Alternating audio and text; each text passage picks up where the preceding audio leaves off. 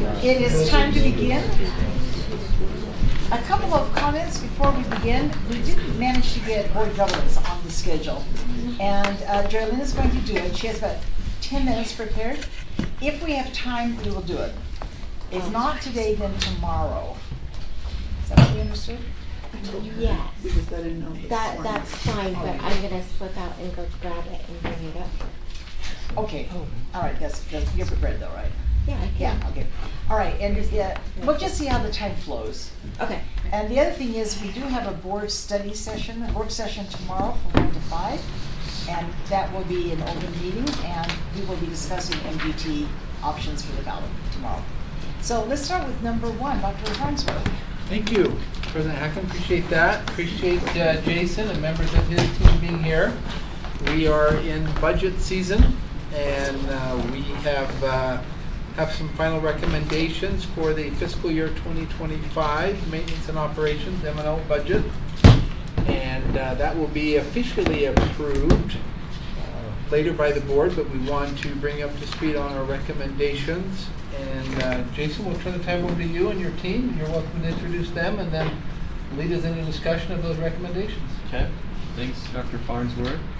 Today it's just me and Dee Tweedy, our budget director and assistant business administrator. The rest of our team would probably be here supporting, but they're at a school business officials conference in Provo. So, appreciate Bee and the great work she's doing with the budget team and our whole team.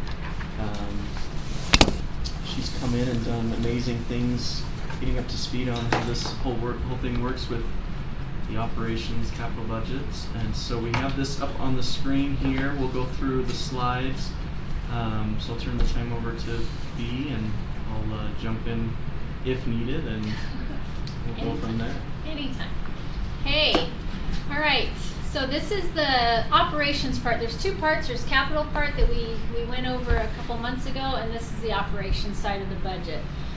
So if we go to the next slide, Jason, we've put documents online, and we've just kind of given you the breadcrumbs on how to find those and how to locate those.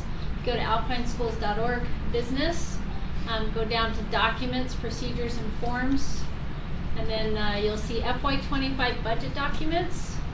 And then under the operations folder, number 4, you'll see different files that are in there. Some of that we'll refer to today, but that just gives you some idea on how to get to those. So, we used a district budget committee to compile the priorities that came to us as requests. That district budget committee was made up of 3 board members, 10 district leadership team members, 10 advisory team, 10 cluster principals, and 9 other support staff that came to help us with that process. And I'll talk more about that in just a second. The budget process extends for a long time. It starts in October. This year it started in October 2023. The request deadline from the different departments was February 2nd, that they needed to turn it into our budget team. The budget team then took it and compiled all the requests that we had and compiled them to give them over to the district budget committee when we met, so that they could clearly see what was requested, the amounts that are connected to those, and what we were looking at. After that, team went, and let me talk a little bit about how that worked. The district budget committee, we split them up into 5 teams. And there were different representatives from those different sections I talked, advisory, DLT, board members, other district heads or department heads. There were different representatives on each team just to kind of spread that across each team. And so those priorities were looked at and then kind of voted on in a way. And then we took it back and compiled those results from the different teams. From that, we took those priorities that came back from the district budget committee and presented that to the district leadership team, and they have looked over those, and around the end of March gave their recommendations, and then on April 9th we discussed those with the finance committee. We also have June 11th that it will come back to the Board of Education for to tentatively approve the final budget for FY24 and the budget for FY25. So with the 10 net revenues for FY25. So that's kind of how the year progresses with this. Okay. And then we've got it. This is kind of what we go by all year long as a budget calendar. And that is also on the drive that I just referred to earlier. But we did make some changes because the board meeting in June, we upped by a week. And so some of those notifications for newspapers and things like that need to be changed. So in yellow, you'll see those changes on here. So we will, the board will be looking at adopting that budget on June 11th of this year. Okay. So estimated new revenue that we were working with in this operations budget process, 3.3 million was new property tax revenue. 1.2 was ongoing increment revenue. Last year we had 1.1 million that went to nurses and 85,000 that went to media books. Those were one-time requests for that increment revenue. So again, this year it came back up as requests again to use for those purposes as well. 0.4 million is self-funded both from Fund 49 and also Title II TSA secondary, some needs there. And then 27 million is new unrestricted state revenue. That includes a WPU increase of 5% and also increasing guaranteed funding of 8.92% for a total new revenue of 31.9 million. Yeah, on this piece, so the 3.3 at the top, so this is all for estimated revenue for FY25. We know for FY24, last August we went through truth and taxation, and there was 3 increments added in operations, so that just became ongoing. This 3.3, how the certified tax rate works for all these things, usually you should get the same revenue from property taxes you got the year before. Any additional, like this 3.3, is from new growth. So new growth after the rate is set, and that's all new growth that's happened contributed to the 3.3 million. And then the 27 million. Last year, for FY24, even before we went through truth and taxation for some more increments, it was a little higher on the new growth because the WPU for last year was 6%. They also had the bill that provided teachers with $4,200 each, and so that was about 23 million additional there. And now that's just ongoing, so it's not new growth or new revenue. I have a question on that. I know last year when the teachers got their pay statements and their contracts, it had that 4.2. The 4,200 spelled out that it was legislative money. Is that ongoing, or has that now been absorbed into the steps and lanes? It's still in the salary schedule. It's its own column. For this next year, the legislature increased that by 6% because of last year's increase in WPU, and so it'll still be its own that much higher. Is the COLA that's factored into the COLA as well, or is that separate? For the possible COLA through negotiations? Correct. It's separate. Some of the total requests we received just from the very beginning were 87 requests for 65.4 million. Some of the big parts of that was a 1% COLA. And we say 1% just because you know how, like, they could request 3%, but you know how much 1% is 4.9 million, both for contract and hourly. Steps and lanes is 6.0 million. And then we also had in there as an estimate 15% medical insurance increase for 15 million. We've looked at, the different parts of that medical insurance. As of right now, 1% of the medical is worth 0.94 million. And the medical insurance increase actual for this next year is looking like 14.7 million, so we were pretty close.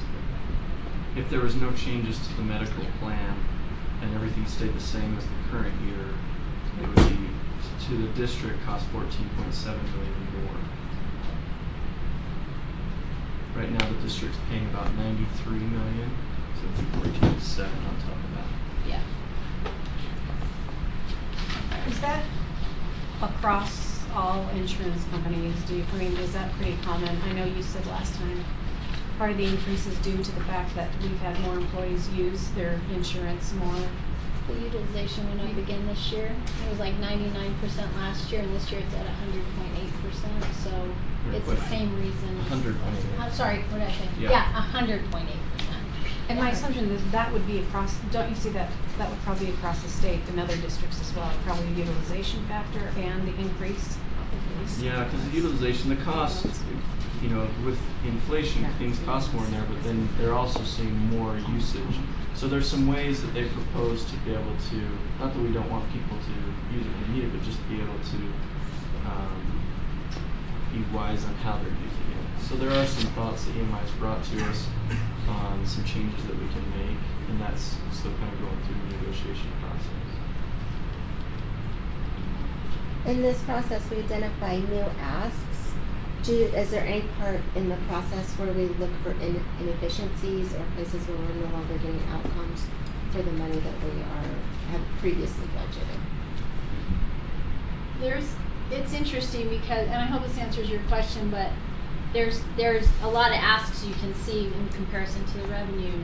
And as we went through that process, especially with the district budget committee, it's like we can't, you know, it's frustrating because we can't meet all these needs. But that's cause for, let's talk about them, let's look at them, because then you can go back from district budget committee and say, okay, what really are our needs and where can we cut on other things that may not even come up in the budget request process that allows for places for that budget in other ways. So I don't know if that answers your question, but. There was one that we did too that through DLT, and then it's been with supervisors looking at the a couple years ago with scaling that we have at the high school, well, secondary and elementary, and then eliminating what was used before on the FTE savings. And so the flexible operational funds, there's a part there that was one of the budget request items to be able to reduce that slightly. The recommendation that DLT's made is not the full amount that was declined, but there is some savings there. I think it's about $500,000 or something. So B, you're saying that the process actually does that job of handing out we hope it does. I mean, it brings to light what the requests are. And so, I mean, we can't tamp them. We hope that is part of the result, because when people come back and say, well, I didn't get this, I didn't get that, we're hoping that it does that inadvertently. I just worry that some of the priorities that weren't funded are higher priorities than things that are in the current existing budget. So because they were in the budget priorly, they kind of staked their space on a line item, and then it just kind of stays forever until it's removed. I just don't know what our process is to look at some of the different line items and see if there are inefficiencies that are maybe a lesser priority than some of the current asks. That rise to. Right. Okay. Yeah. Trade those out. Yeah, because you want to always have your funding going so that you're meeting your priorities and your mission vision, what we really are looking for students, and those change over time. So I just want to make sure that we have a process to look at those and make sure that we're funding the priorities, either old or new, that are going to give us the highest outcome. A lot of that, I think, happens internally, like Dr. Perkins, Dr. Reeves, the programs, the budgets that they oversee, they'll internally take off things that they're not getting a return on, shift those resources within that to areas where they want to emphasize, reposition dollars and funding in that. So when that comes back, it's already gone through that process of we're not getting a return here. Could be employee travel, could be other things that they make adjustments and reposition those resources to areas of greater need. So it might be helpful, I feel like I'm dominating here, I'm sorry. It might be helpful too that as we're doing that work internally, which I'm really grateful to hear, that we also kind of keep track of it, because as I meet with constituents a lot, I'm always hearing you need to tighten your belt, you need to live within your means. And I don't think we do a really good job of telling the story of where we are tightening our belt and seeing that that wasn't giving us the outcomes that we were after. So we've shifted and adjusted and used that to help us fund requests that we think will give us stronger outcomes.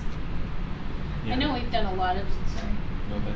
a lot of talking. Annalise will speak to this. We've spent a lot of time with SPED, for example, and we'll talk about that in a second. But with SPED, I mean, hours of, Annalise can talk to this one, of revamping and looking, okay, what are our needs? What are our budgets? What are this? And Annalise just relentlessly just trying to go back and look at those over and over again, looking at what do we need now, preschool. I mean, you were all there when SPED went through all the reconstructing and moving around. I mean, that's part of that process and part of the discussions that have gone on recently quite a bit. So would you say that those 87 operation requests, were those given as this is what we really need? Or is 87 even pared down? What would you I don't know, a little bit of both, I think. I mean, I think a lot of it was what we really need. And we saw that some of those were already like SPED, those are needs like right now, and those were needs that we were even filling at that point. So we had to rise those to the top a little bit in priority. So I think it's a little bit of both. Yeah, a lot of them we went through and said, okay, there's this many new teachers, and we've already given FTEs, that's based on our ratios. So even though it's one of the request items, it's kind of already been funded, but we want to. We don't want to change that. Yeah, or counselor growth, or the things that most of those requests, the big dollar amounts, are those things, or like the, putting 1% on the COLA, but in the budget committee was recommended at 2.9%, and so that takes up 15 million about just in the COLA. Sorry. You had mentioned scaling. When we look at scaling, are we looking at it both as how scaling affects small schools as well as how scaling affects large schools? Or are we spending more time focusing on one or the other? Are we kind of balanced on that?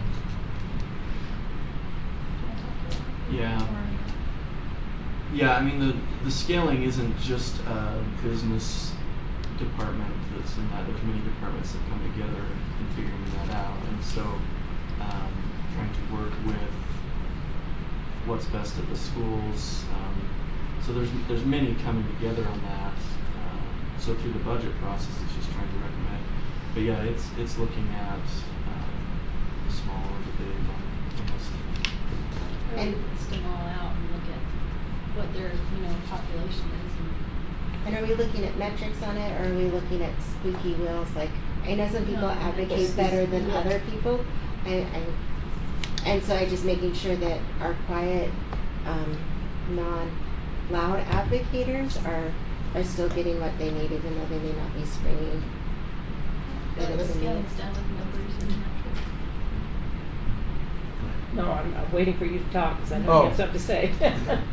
So there is a criteria that we went through, and we took all that into consideration. I know some board members have asked that and say, can we relook at that criteria? And that really not, the budget team looks at the financial impacts on that, but that's taken through equity and those who have stewardship for that to say, okay, working with our supervisors to say, as we look at our schools, where do they need additional resources? What are their priorities? And then how can we, over time, address those needs, and what is the prioritization?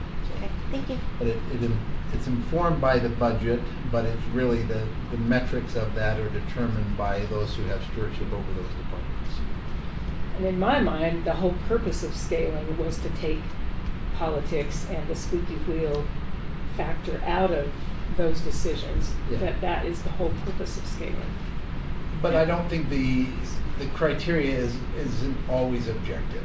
It's going to be subjective to say, okay, do you 700 general ed students versus 500 general ed students, but 2 specialty classes, are those weighted the same? And how much weight do you give to programs that they have, and what support? Is that an extra assistant, or is that additional counseling or behavior? So I think scaling tries to be objective, but there are still some subjective factors in there that where principals will say, this is most impactful, this resource would be most impactful, or this needs to be weighted to this degree because it takes this much time. And so I think they're trying to process through that of what that looks like, and you're going to have different perspectives. Some are going to say it's total number of students, and others will say, well, it's total number of students, but it's also programs. Dr. Reese, anything that you would add to that? Yeah, we come into those conversations with the lens of trying to level the playing field. We understand that there are some of our schools that are smaller in terms of enrollment, but that have additional programs from the special education department or DLI, or so there are other responsibilities. So we're trying to look at it and how do we weight those programs based on the responsibilities put on those administrators, right? And how can we provide those supports knowing that we're adding these other programs to their school in terms of numbers, enrollment, and supports. Don't a lot of those programs though come with additional funding, so are they needing requests beyond the funding that comes to support that program? Like I know Title I has funding, Accelerated Learning Labs have some funding, SPED programs have some funding, even DLI has some funding. So are the needs to play that playing field, are those needs greater than the funding sources that come in already for those special programs? Correct, because those programs do bring some funding with them, but not, I think there's a misconception with programming and the funding associated with those programs. I think the perception is that the funding should support the entire program implementation, and that's not the case. It does come with some funding to supplement those supports, but not enough to carry out the entire program for each of those schools. And so on top of that, we weighed what is the amount of time an administrator is spending supporting the teachers. Like for example, in a DLI program, how much time are they supporting the administrators to get acculturated into our systems and with housing and other needs that they have prior to coming into that classroom setting, right? With special ed, there are different funding sources, but each of those funding sources are targeted for a specific purpose. So it's not like we could take a funding source of targeted for something and put it somewhere else, right? And so we're always looking at what can we move around, what can we braid, and that's our new approach, is taking all of our funding sources that we can and braiding them, so then we could maximize that and kind of stretch the dollar further, right? So that's our constant conversation when we're trying to support different schools. I think the thing too, so I think we're getting on, what you're asking is really just a new model on assistant principals for elementary. Most of the scaling doesn't have any weighting. It's all based on the number of students, square footage of building. So everything for secondary, for the flexible operation fund, it's just on the number of students. And how many assistant principals, just on the number of students. So I want to get, that part's only for assistants in the elementaries, where we did something new this year. Everything else is based purely on the size of the school. Yeah, I just always curious because we have a very vast size of schools, and the needs are different, but they're felt the same in communities where needs. Now I use the word needs twice. Where needs aren't being met, that stress of that lack of funding is And felt. what we hear from principals is the needs are felt differently. Like a principal with a behavior unit there feels the needs of that different than a school without it. Right, and that's, I think, was my question towards Annalise, was that school with the behavior unit, does that come with additional funding or not enough? I would say there's a paraeducator and stuff, but the administrative support for that, the counseling support for that is far more complex than just what that paraeducator can provide. Yeah. Okay. And that's what we're trying to, No, last that's fine. comment, what we're trying to do with scaling, and certainly we're looking at different models of scaling, right? We don't have to go with one particular scaling model, but that's what we're trying to do, is basically to differentiate those supports for schools. I know that we have larger schools, but they may not have the same load potentially with maybe a smaller school that has additional AED units, and so we try to look at the whole child and what are the supports that they need to make sure that we are leveling that playing field and that we are being objectively when we do that as much as possible. And when we do that, do we prioritize programs of choice against programs of need? Like I would look at a SPED program or a DLI program very differently. A SPED program is basically educational opportunities for a student, where a DLI is really nice to have an option, but not necessarily. So are we taking that into consideration? We have weighted those differently. Yeah. But once the program is there, we support the program.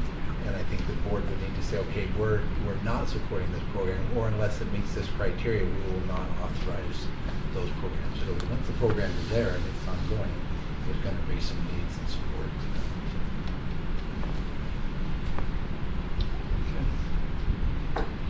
Okay, future priorities. It seems like we talk about this continually, so it's continued investment in teacher compensation. It's always a priority. Class size reduction. Again, evaluating, it kind of goes back to your question, Joy Lynn, evaluating programs funded with one-time revenue, but also what is being done with those programs. Do they need to be ongoing, or which ones have that? So SPED funding gap, it's been a priority last year. Like I said, we've worked really hard on that. As of right now, it feels like we're really making progress on that, just because of a lot of just trying to be creative, trying to tighten belts, so to speak. But I think effectively, we've seen a difference in that gap coming closer, and the legislative estimate that came back this year is higher than we thought it would be. So that's also been a welcome bit of news for us on that. And then consider pay-as-you-go funding options for capital needs. I know superintendents talked about that quite a bit as we've gone through the process of building schools and things like that. So those are priorities we're looking on. I have a question. Yeah. On the teacher compensation, Yeah. we have worked really hard in the last 5 or 6 years to bring that up. Can you kind of tell me what our goal is at this point? Like, we had a goal to get it up to 50,000. Kind of where are we at now? I mean, for the lane one, step one, rock bottom. I don't think the board has established a new base that we're trying to get to. So I think what we're trying to do is, given the FTE or given the WPU increase that we have, we're trying to allocate as much of that to compensation as we can while addressing benefit needs and other expenses. So there's not currently a board initiative that we're striving to get the starting teacher salary to 65,000 or to 70,000. We're real close to 60,000. Yeah. And one of the highest in the state in terms of average compensation for teachers, and really close to the top with respect to beginning compensation. Jason, you're gonna. Yeah. I can stall if you want to count. Well, I can say it's really frustrating to see our efforts get eaten up by inflation. Yeah, It's that's a challenge, but I think the general feeling is that what the board has done, I think over the last 5 years, there's been about a 30% increase in teacher compensation, which is significant. And we are very competitive in terms of our compensation. Can we improve it? Yes, but I think there's that balance of limited resources. How do you meet all of those needs, with teacher compensation being one of those needs? Yeah, so how that was working, you were asking on the 4,200. So the 4,200 will be its own column, but it'll be 4,452 with the 6% increase. So it's a 6% just on that portion. And then calculating, we're going to be really 59. The starting elementary teacher will probably be 59 plus, almost to 60, by 25. And a secondary teacher that's teaching the 7th is already this current year at 62,585 starting.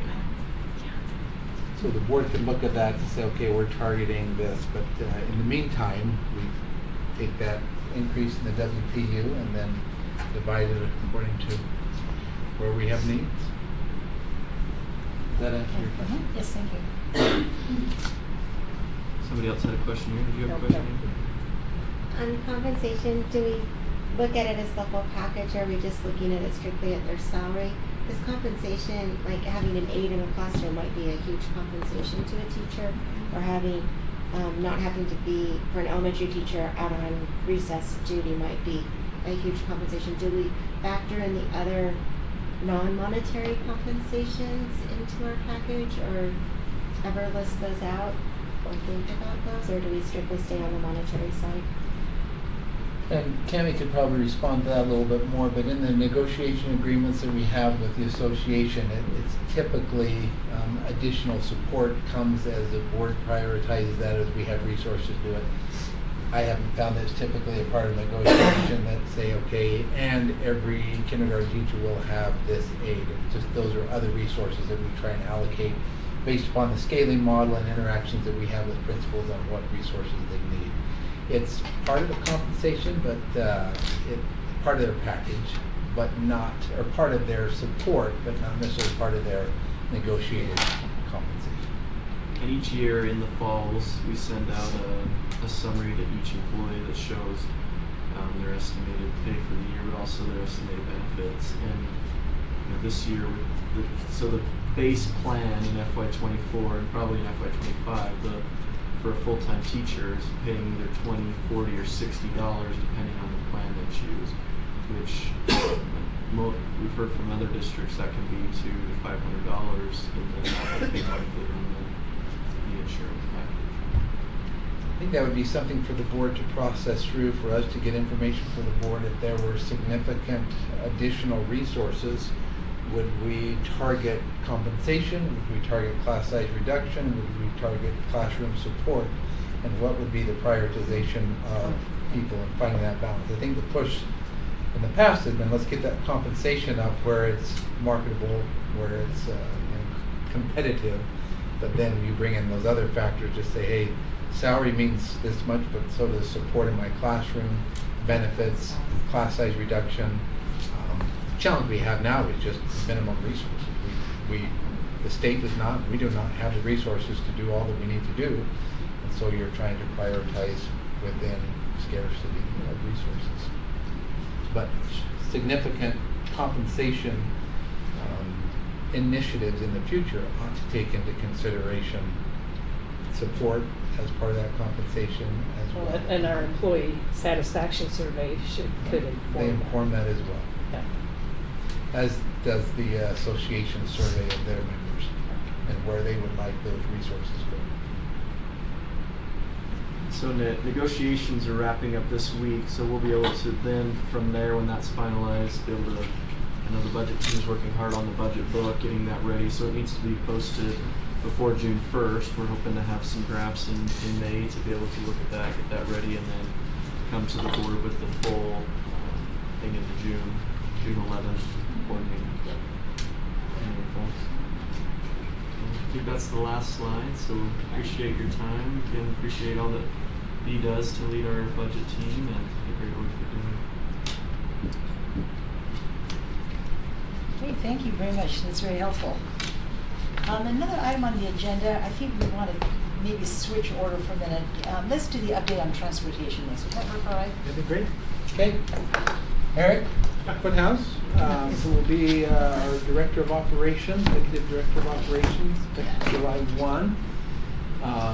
Effective now, he gets most of those responsibilities as they get distributed. Appreciate Kimberly Bird working with him and transitioning some of those opportunities to him.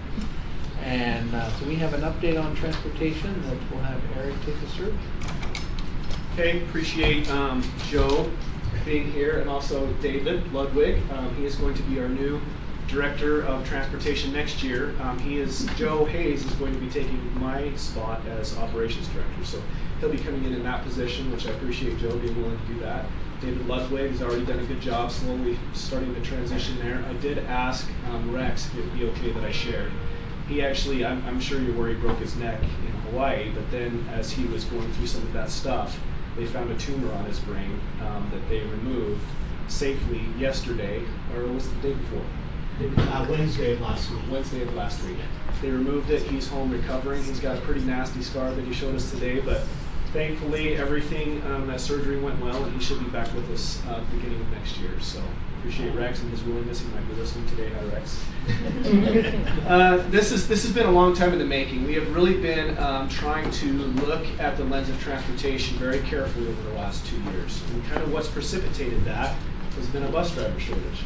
And that's been a nationwide thing, but we really want to make sure that we are providing transportation to all those students that qualify. And so when all of a sudden your number of drivers starts to shrink, then you've got to start taking a really careful look at how you're doing transportation in any areas where we can be more efficient. Now that's not to say that we don't run an efficient ship. We always have. But once you start reducing the number of drivers, then all of a sudden you start to see the impacts of that in other areas. And that's what we were starting to see. And some of the ways that we tried to ameliorate some of those difficulties that came from the lack of bus drivers was incorporating double runs. And what that means is that a driver will come on his route, do a run, pick up those students, go to the school, drop them off, and then go back and pick up a second run, and then go back to the school and drop them off.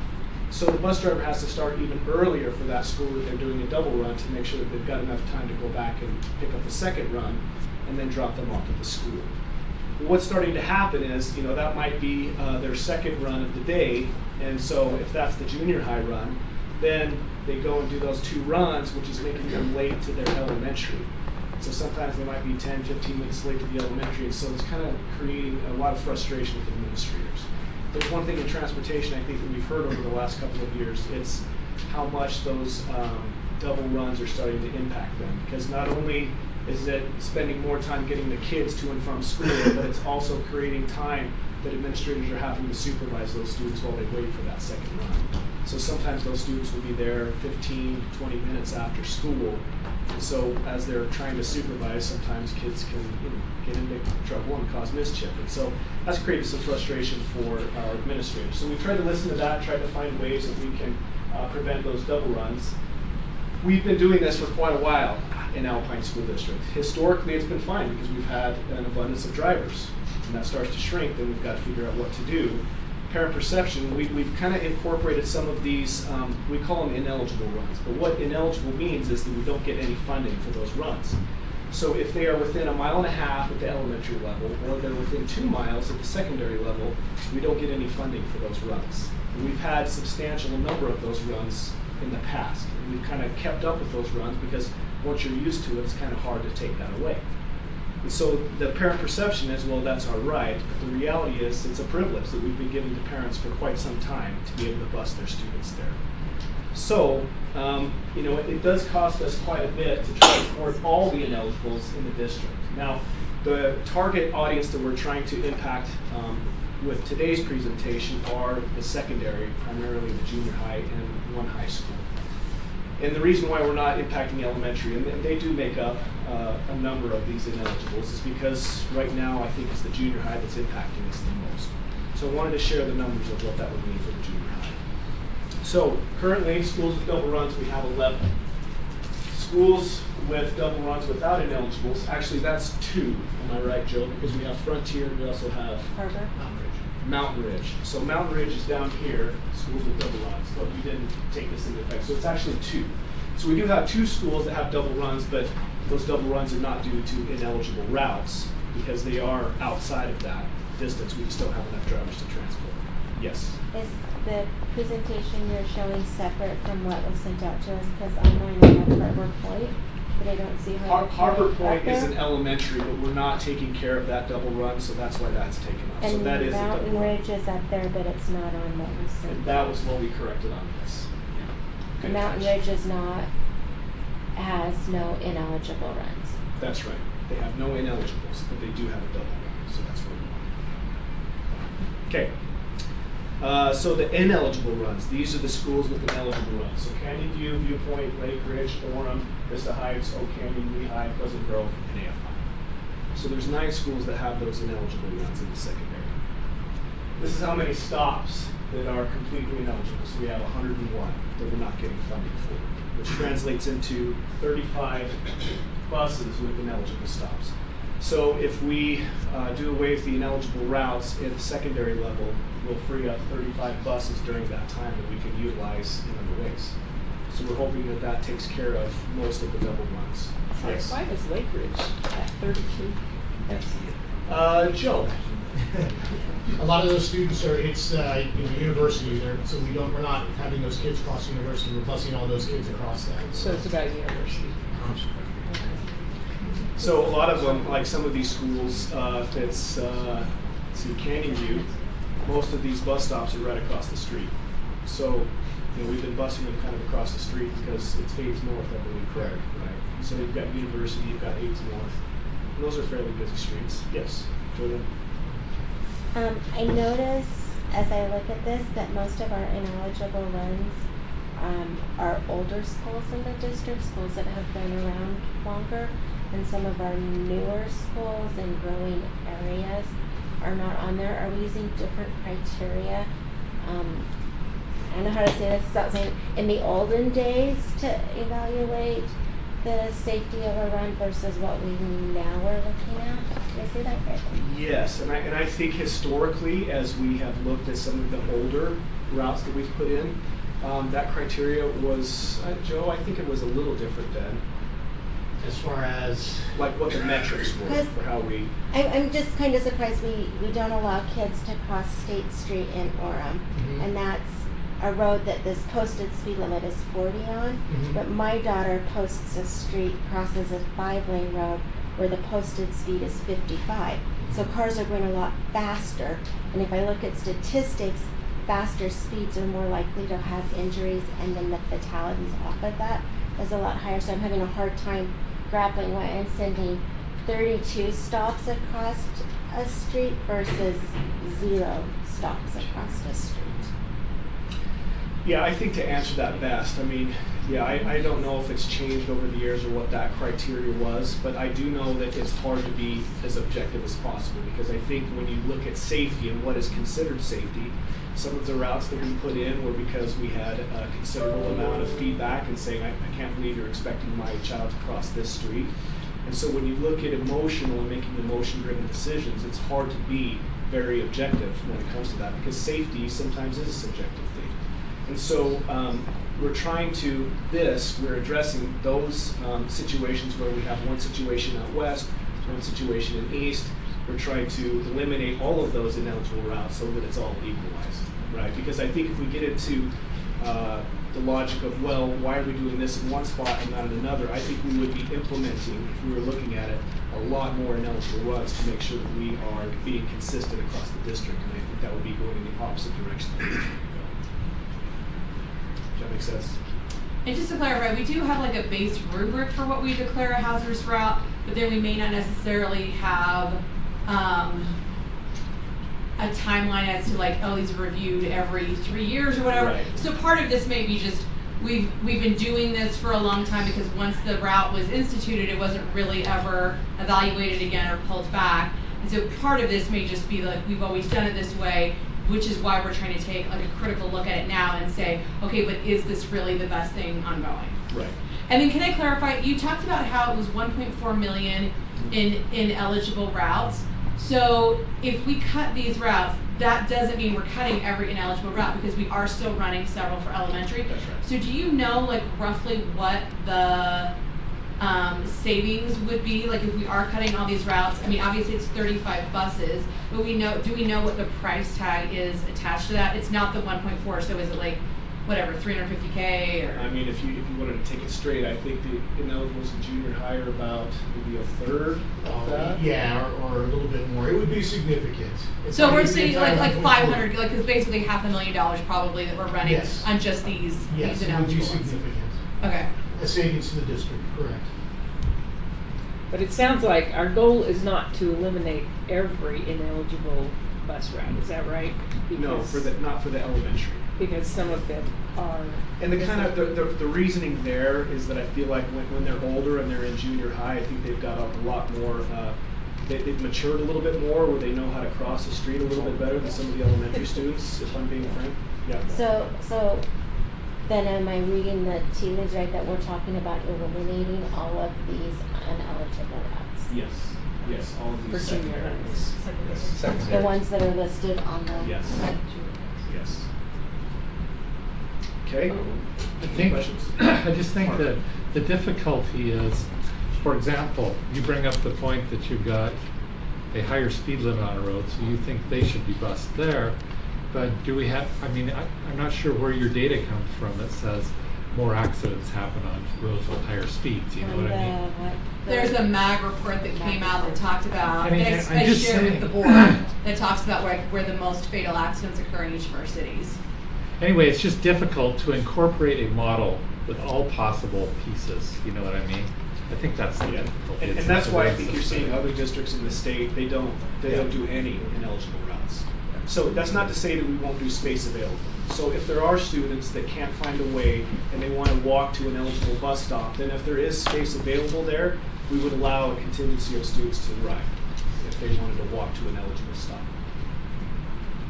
Yeah. Does that then create inequities across the district as space available is very different across the district? For instance, my area, there's never space available on a bus. Right. So that means my kids are being penalized on the space available because of their zip code. But the option is just that no one rides when there's space available, and then you're disadvantaging some because there's always going to be some differences on what is available or not. I think the equitable thing to do is what other districts have done. Say all are eliminated, and where we have space, if it's available, we offer it. But we also could go no one. But then I think you're having a resource available that you're not utilizing. So there's always going to be some differences based upon configuration.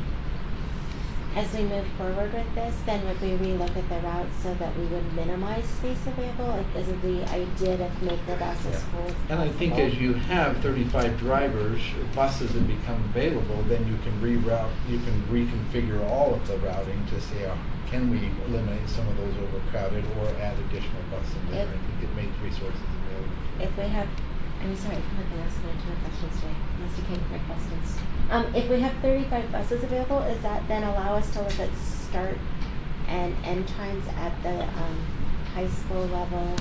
Because now we're not constrained by the number of buses? That was one of the things that Joe brought up to me, is that makes that a lot more possible. But it's again a driver situation Yeah. as well. Yeah. And I think to answer your other question, I think with the Space Available program in Alpine, the reason why we have so many ineligibles is because we're trying to find ways to transport our students, not trying to find ways not to. And so if there is a considerable amount of space on our buses, I don't think we would refuse a ride to a student. But when they start to be overcrowded, then we have to go to situations like we did at Viewpoint, where all of a sudden we have to do bus passes, and those that are eligible are the first ones to be able to ride, because we need to make sure that they have a bus seat first and foremost. And then the ones that don't, if there is space, then of course we will look at those. And if we need to look on a case-by-case basis, we can do that. How often do you look at that? Because I know I still get comments about, they expect us to have 3 kids to a seat at the middle school, and some middle schoolers are like fully grown men, right? That 2 is kind of a stretch, and some look like they're 8. But so as you're doing this, I'm really just curious, right? Like, how often do you look at, and as kids mature over the course of the year, like size fluctuates. So how often are we looking to make sure that the space we've allocated for kids who are eligible is adequate for their needs? I believe the bus drivers report that back to the transportation on a daily basis if it's starting to get So crowded. we take 2 official snapshots. We do an October count, and then we just got done with our fall inspection, where we actually do, head counts at stops to kind of see, not only to help us this year, but in preparation of next year, are we seeing growth in an area? Are we seeing more students ride in a particular area? And so we are kind of officially looking at that twice a year. But our drivers are, very much proactive in coming in and letting us know, hey, I've really seen an uptick, as new subdivisions finish out in particular areas, out west where I live, it seems to constantly be growing and growing and growing. So those 2 snapshots are in the fall and. Yeah, we do one in the fall and one in the spring. Does the fall line up with the October 1 enrollment count, or is it just a Close day? to that. Okay. Yeah. Wouldn't you say that there are situations like at Viewpoint, because when you gave me that email, then we did look into that and we said, well, we're going to have to do another email out to the public to make sure that they are only eligible riders for Oh, there. you see, you know how we have that period at the beginning of the year where it's like a growing period, right? Everyone's got to get used to it, and then some parents get frustrated and say, I'll just drive my kid because this is what we're working out. So is then the correct guidance to be, please hang in through the beginning of October, because if you just say, I'll just figure it out, that doesn't give us an accurate picture of how many really do need to ride this bus. I think, we've been very good about as the year starts. And again, one of the things that we continue to look at is that we don't assign students to stop, to a stop, which is a little unique from other districts. So kids bus hop, they'll go to another stop that may be close by on a different bus. And so in that initial movement, we're really taking a close look at where the students are, what bus they're getting on, and what do those load counts look like. And then as we can, we may say, okay, here's a bus, they have room, let's adjust their stops and add a stop to them, and then pull a stop away, so we try to start to balance that. And usually, that does take some time, but it happens. It's sometimes very similar to what happens in the classrooms. Our class is very full, we need to balance, we need to shift some kids, move some kids, different periods, so we're making that adjustment as well. And then again, I think we usually hit a pretty sweet spot. And it fluctuates with the year as well, right? As the weather gets better, sometimes we see less kids ride. In the winter, we see more kids ride, especially on the ride home in the winter, right? Whereas the spring comes, kids are like, oh, I'll just walk home. It's a beautiful day today. I can just walk home. And we see load counts fluctuate by as many as a dozen kids on some buses. Thank you. I just want to be cognizant of time. Am I okay?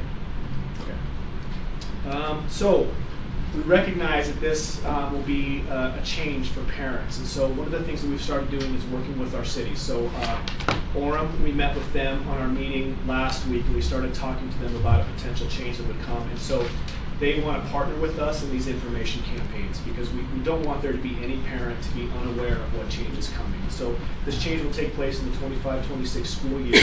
And part of that reasoning for that time is to allow cities time to put in infrastructure in areas where there needs to be infrastructure there for those students. And so we work with Warren. They are willing to create videos that we can send out to parents, and we know exactly which students this will impact and which ones won't. And so we will be sending each one of those parents letters, and we haven't really determined how many letters. We've been talking with the Capital Committee planning meeting today. I think that 4 or 5 would be good. There was a suggestion of maybe a QR code on the bus that the students can scan and see a short video of what will happen. So we're looking at ways where we can be proactive in getting this information out so that this doesn't take anybody by surprise, as well as getting needed infrastructure from the cities where that would take place. And again, this is secondary. Yes, this is secondary. Yes. Look for implementation in 25-26, correct? Yes. So we do have one recommended stop for removal in the 24-25 school year, and this is for Sundance. And so our bus does drive all the way up to Sundance. For the junior high, it picks up one occasional student that is eligible, and then for the elementary school, it picks up 7 students that are eligible. Sometimes there's even less than 7. For us to be able to get funding for that route, we need 10 or more on a consistent basis. Where there's not 10, then the way that the district saves money in those situations is providing in lieu of. And so we do provide funding for those parents that are eligible, because we're not providing the bus for that area anymore. Meaning transportation, gas. That's right. That's right. Yes. Yeah. Any questions there? Okay, one final thing. We do at times look at potential hazards as far as new development, especially out west where you have some of these major Mountain View corridor coming in on some of these roads and how that impacts schools. And sometimes we have elementary, a junior high, and a high school all at the same time, and sometimes that creates a lot of congestion. We will be working with the city and looking at that to see if we can offset that elementary start time so that there's not as much traffic on the road. That will impact another school that we're looking at that will potentially benefit from another start time. We recognize that moving start times can create a challenge for parents as well. It's usually 50-50. Anytime you make the change, 50% of the parents are excited, the other 50% are not very happy. But when we're looking at some of these changes and how it will benefit some of the congestion in that area, I think it'll be a good safety thing moving forward. So we haven't identified, or don't want to say what those 2 schools are yet, because we haven't even notified the administration. We don't want to get out in front of that. So we're still studying it, talking to city officials.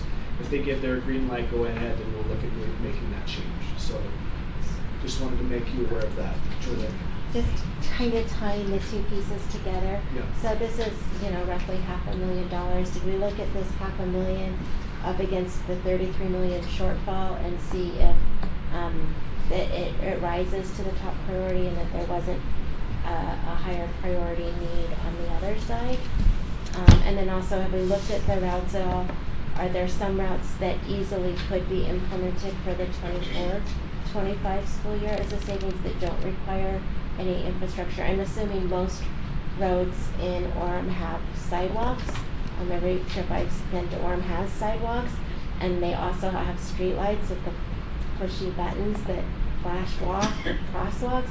So I'm just wondering if we've looked at the infrastructure already, and that possibly we may have some savings that we could use for this $33 million deficit in requests that we could offset a little by not pushing all of the routes down the road. That's a good point, and I think that's definitely something we can look at, Joe, especially as we're in conversations with the city. If they felt comfortable with it too, then maybe there are some we can implement soon. But we have to look at that as staff.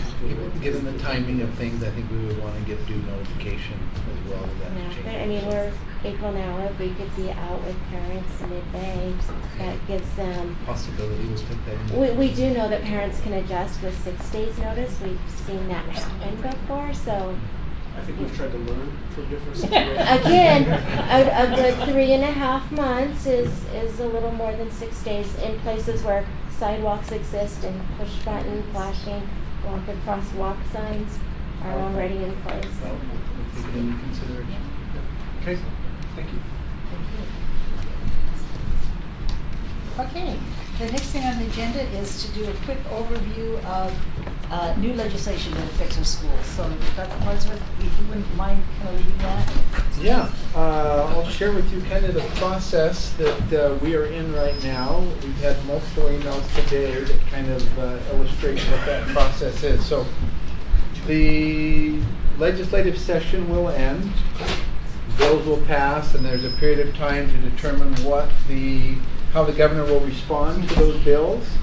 Once that timeline for him to respond in terms of a veto or not, then that become laws.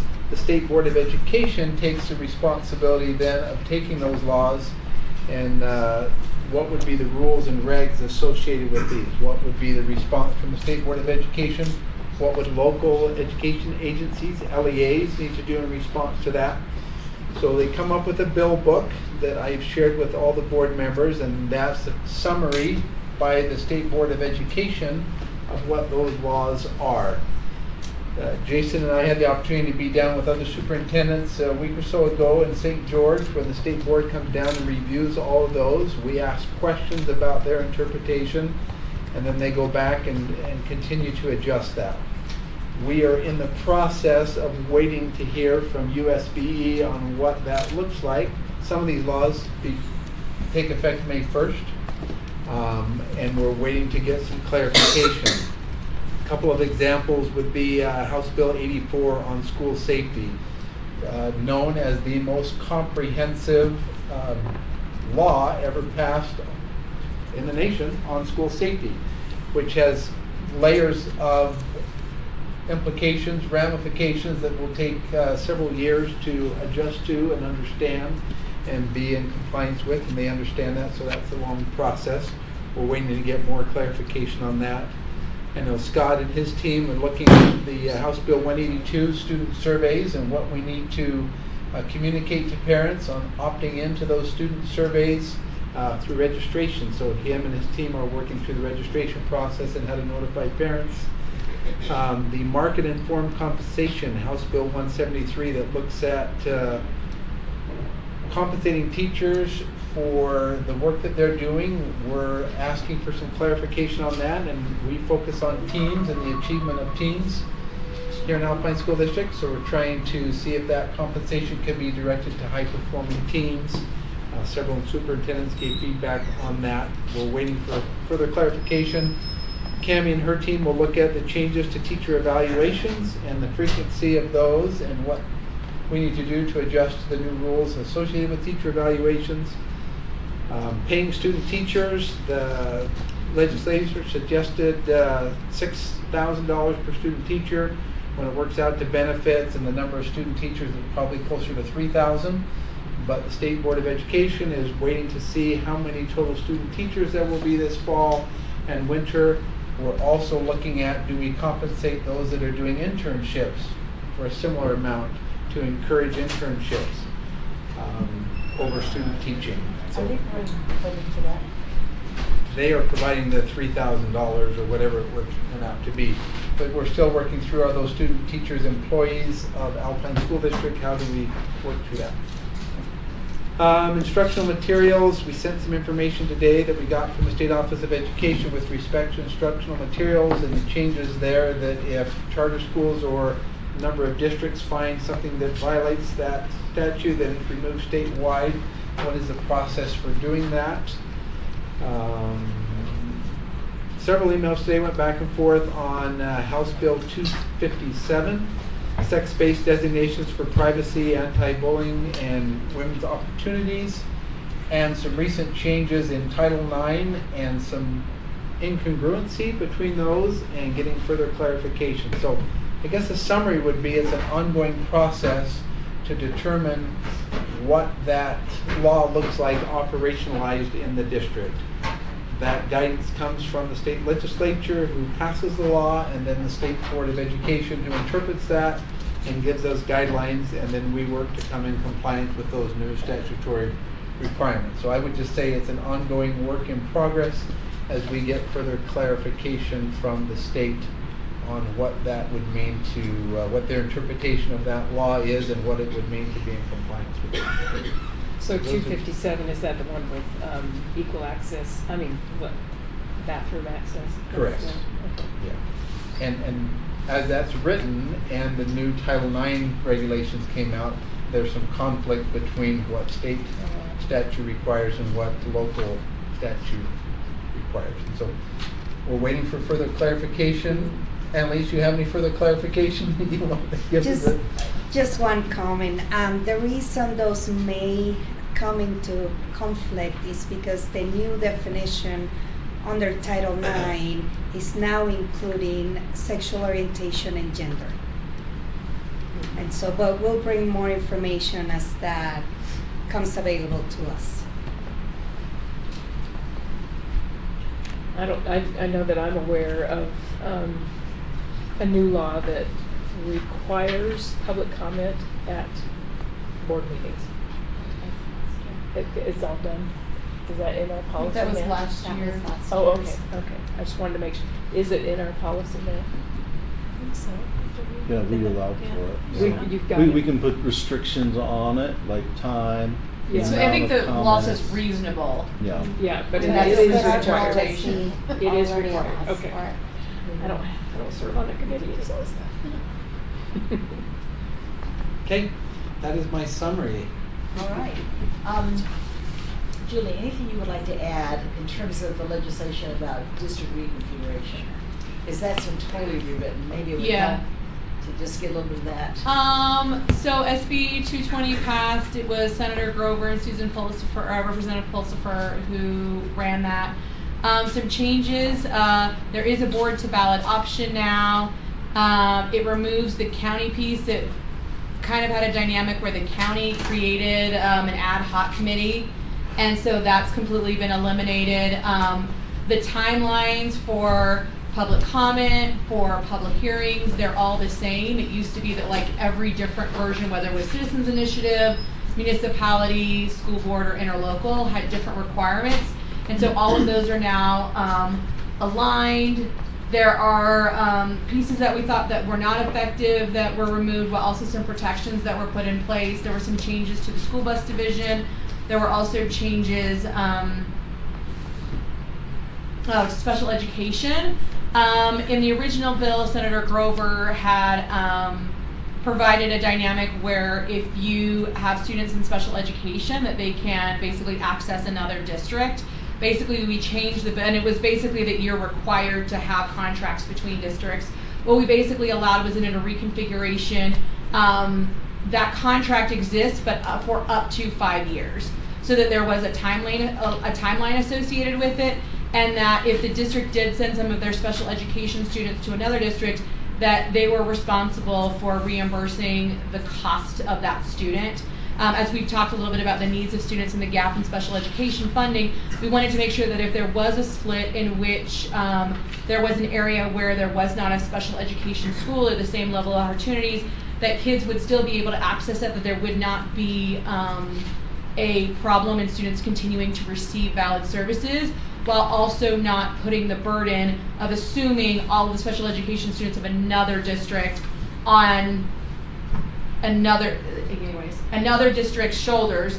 So that was put in place. We also put, like I said, it's up to 5 years, meaning there's a timeline associated with, hey, if you do want to do that, you can only do it for up to 5 years, understanding that there is an assumption that we do not want special education students, creating a segregation where they're funneled somewhere else. We want special education students, their needs met in their own schools, but understanding in a reconfiguration there may be some time for construction and other dynamics to occur. So it's 45 days of public comment, 2 public hearings. Then the county certifies. They have up to 5 days to certify. That's kind of and then any version of it goes to the voters. And then depending on if it's a 2-way or a 3-way, whatever the dynamic is, it does have to pass by the majority of voters in each district for it to pass. So not each city. Not each municipality, but each district. So for example, if there's a 3-way split and it passes in 2 and fails in 1, then it fails. It has to pass by a majority of voters in every one of those areas. So it can fail in one municipality, pass in another, as long as the majority of the 50.01% of voters approve it. So those are just some of the basics. I mean, the bill was very, very long and a lot of back and forth, but those are kind of just some of the basic highlights that I will have to say, I have to give a shout out to Senator Grover and Representative Pulsifer. It was the best legislative experience I've ever had. There was a lot of negotiation, a lot of struggle, but they were both very, very good about, I probably ended up having 20 different versions of the bill when all was said and done. They made sure that the bill was shared, that they took the feedback. I don't love everything about the bill. I wish the public comment period was longer. It doesn't make sense to me that it is double the public amount of time to close a school that it is to reconfigure a district, but I also you can't win them all. Also a lot of pieces about the funding, about this is a $9 million price tag or a $30 million price tag.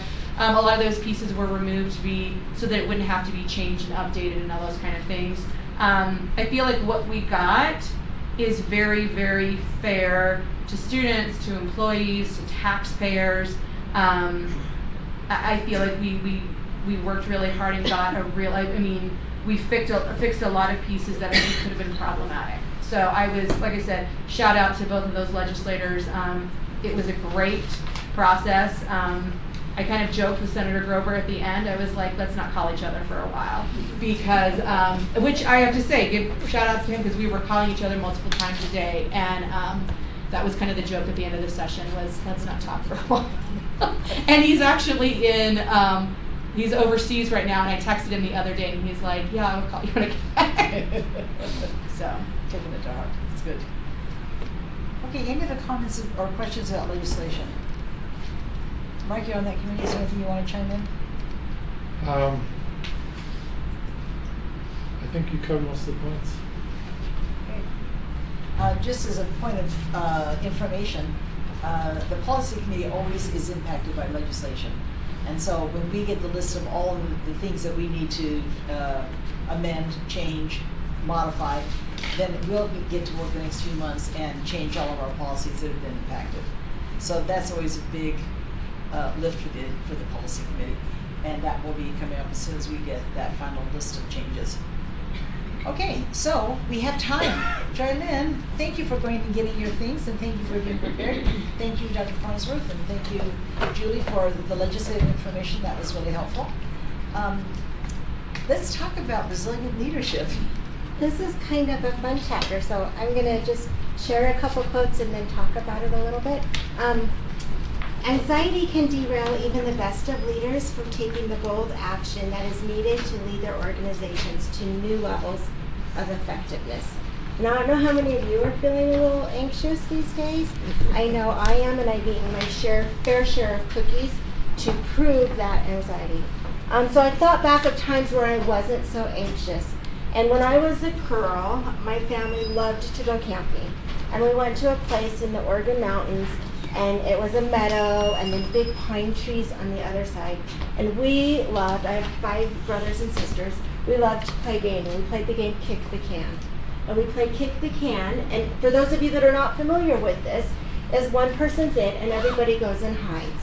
And then the person tries to go and find people, and as he finds them, then they're out. But if somebody runs and kicks the can, then they yell, "Ollie, Ollie, oxen free," and everybody that's been found gets to go hide again. And we would play this game until everybody was found, and then it was bedtime. So we became very good procrastinators at bedtime, the 6 of us, by playing Kick the Can. Now, I had no idea until today that I was playing a game that's actually a Depression era game, and it had its highlight of playing Kick the Can was back in the 1920s. My brothers and sisters and I in the 80s had no idea of that. We just knew we didn't want to go to bed. Well, it's funny that in the 80s we didn't want to go to bed and we played Kick the Can. That's also the same time the game, or the term Kick the Can down the road became a popular term for procrastination, for not doing something that you need to do. So I kind of want to talk through that procrastination. We must resist the pressure to play it safe or wait it out. And in my cans today, if we just kick them down the road and we play it safe, when I open this, you're all lucky because I was prepared for tomorrow, so I brought my bucket to open it in. It's in my office. My husband told me, bring a change of clothes in case you open it. So I'm not going to open it. But you're shaking it. But when we kick a can, we think we're playing it safe. And does that always turn out to be a play safe move? It doesn't. Now, sometimes it might get us a desired result. I've always got a later bedtime when we play Kick the Can. I think my parents got the dishes done while the kids were monopolized playing Kick the Can, and I think it worked out for everybody. But sometimes it means that we're not meeting students' needs.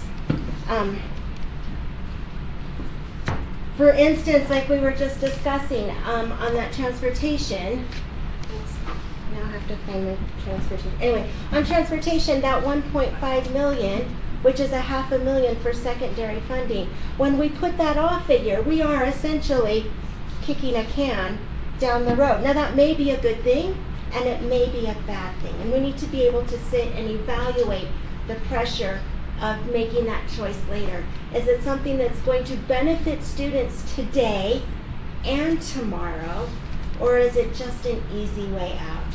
And as I've been on this board, I've been with you for 14 months. No, we're up to almost 16 months. Feels like a new lifetime. But I've noticed that we have a tendency to play Kick the Can. And I'm very concerned that as we kick the can, we're running out of road, and that we're going to start colliding and having some explosiveness.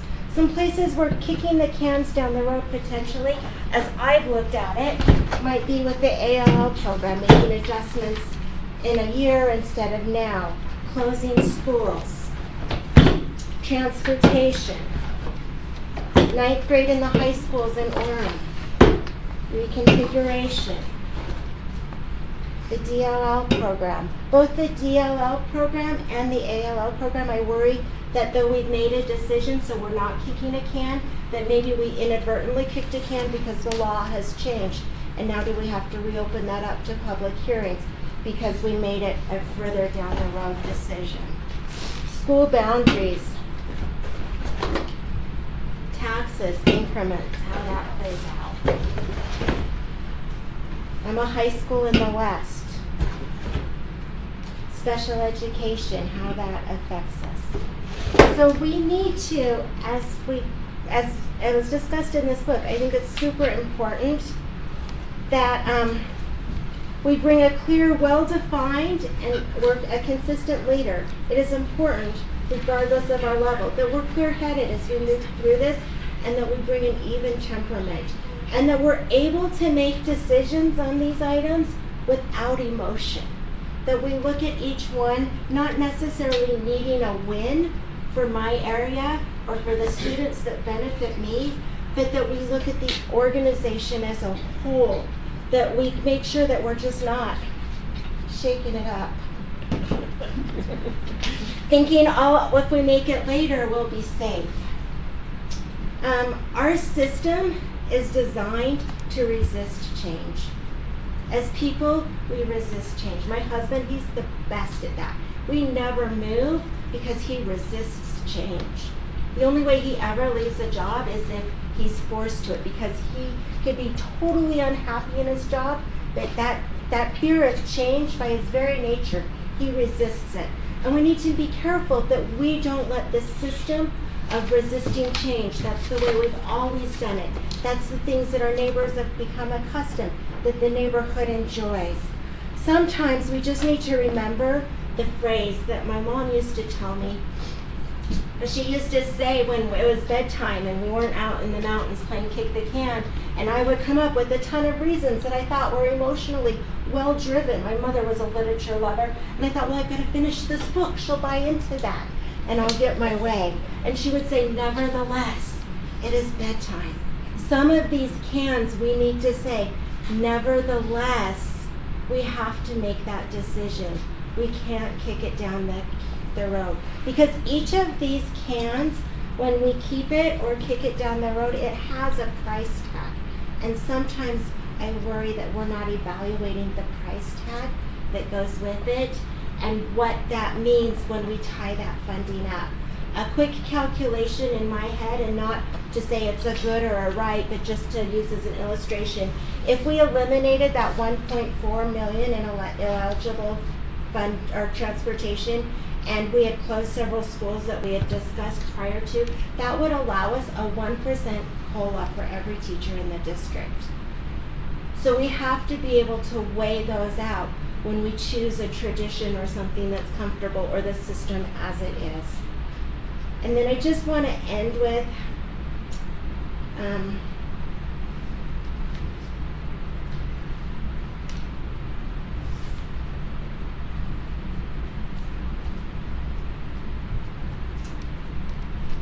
that we just, I guess I lost the last one I signed or motion, but that we just need to make sure that as we make decisions, that we are making them for today's students' needs.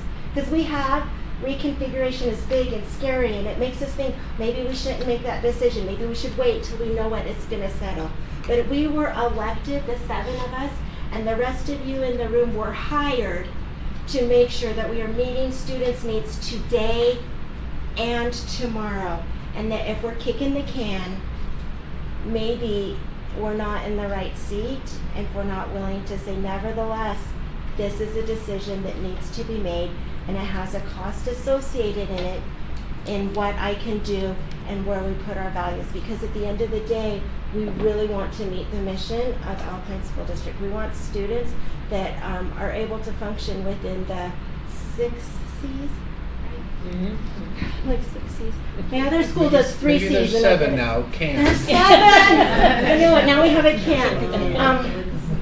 But it's just important that as we move forward, that we really do look to today's students and tomorrow, even though it might be easier, and we think we're just procrastinating something, it's going to blow up worse. Because we could have to deal with all of these cans in the middle of reconfiguration and an election. These are all topics that we could have to discuss between now and December. So it's important that we tackle them as they come instead of just pushing them away, because then we get a mountain of cans and then the opening of cans. And just a side note, if you open a can that's got cold soda in it, it doesn't fizz out. You can shake the heck out of it and still not have it explode. Thank you. Just a comment, this chapter is on resilient leadership and is leading with conviction. And one of the things it talks about that I think you've described really, really well is the idea that when you have chronic anxiety in a system, that it's difficult to make really good decisions. It's perplexing and exhausting. when you have a risk-averse culture, you Right, kick you're it down the just can, shaking it. down the road, or when you have chronic anxiety. And I think we're looking at the next few months, we're going to see a lot of anxiety in our communities over reconfiguration and all these issues that you've described.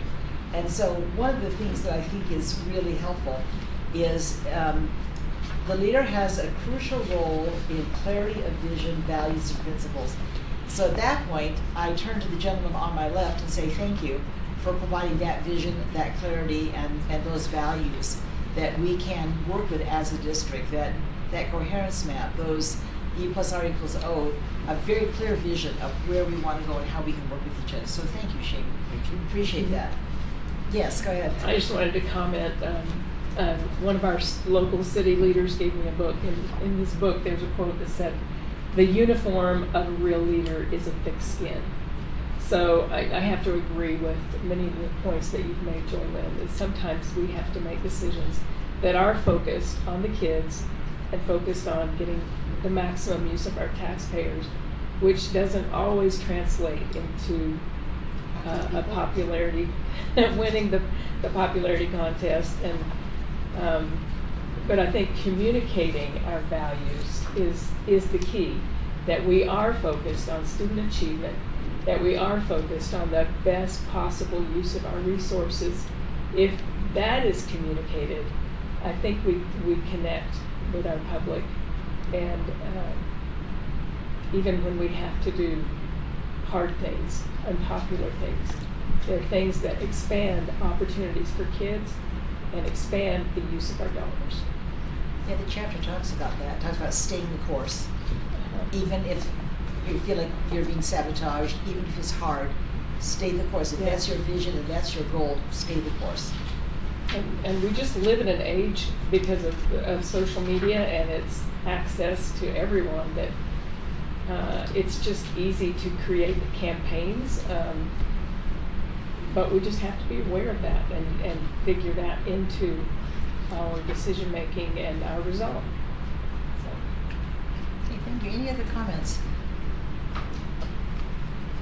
That being the case, I think we are finished for now, so let's go get dinner and reconvene back at 6 o'clock. And thank you everyone who participated, everyone who made presentations today.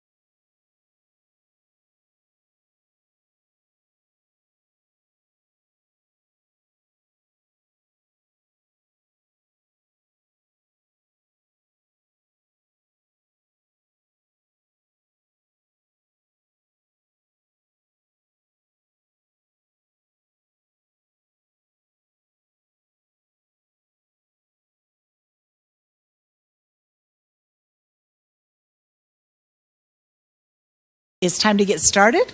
We welcome all of you here tonight. We've got a very interesting agenda, I think. We especially welcome our friends from MGT back again. We're delighted to see you and anxious to hear what you have to say. So let's get started with a Pledge of Allegiance by Annalise Ruiz, and then an inspirational thought by Jeremy Bruner.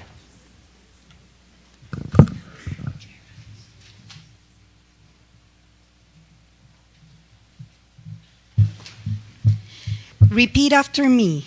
I pledge allegiance to the flag of the United States of America and to the republic for which it stands, one nation, under God, indivisible, with liberty and justice for all.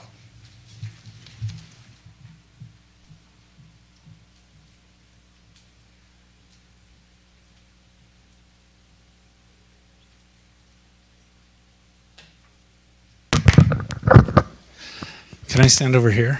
Yes. Because this is more of a thought for everyone. So I'm Jeremy Bruner. I'm the principal at Lehigh Elementary School. This is my 25th year working in Alpine School District and 14th as a principal. I've been at different schools. One of the things that we do as schools is pick a theme every year. And I thought when I was asked or given the opportunity to share something, hopefully thoughtful, I just wanted to talk about the theme we did this year. So at Lehigh Elementary, the theme this year was Mission Impossible. And we didn't really play to the Tom Cruise movie aspect of it, but we did kind of fun spy themed for our fundraiser and stuff like that throughout the year. But at the beginning of the year, I talked to my staff about the job of educating a child and how if you really stop and think about it, that is an impossible task, to take, a child from maybe preschool age through the school system and graduate high school or even beyond for some kids. To have that be the responsibility of just one person, that would be a mission impossible. That would be a mission impossible. And then, in a classroom where you put a teacher and maybe 35 kids, then it seems even more impossible. But if you walk into the classrooms of the schools in Alpine School District, that is not the sense that you get from the teachers. I think we feel like we are accomplishing the impossible. And if you've seen those movies, you know that it's a team that makes the mission possible. And so, parents are the primary advocates and team members helping that child. Then you've got the teachers, you've got the coaches, the counselors, the principals, the assistant principals, the nutrition services, transportation, custodial, supervisors, assistant superintendents, director of operations, you've got the school board. And I'm just so thankful to be a part of a team that accomplishes the impossible every day. And I'm happy to partner and continue partnering like that with you all. Thank you.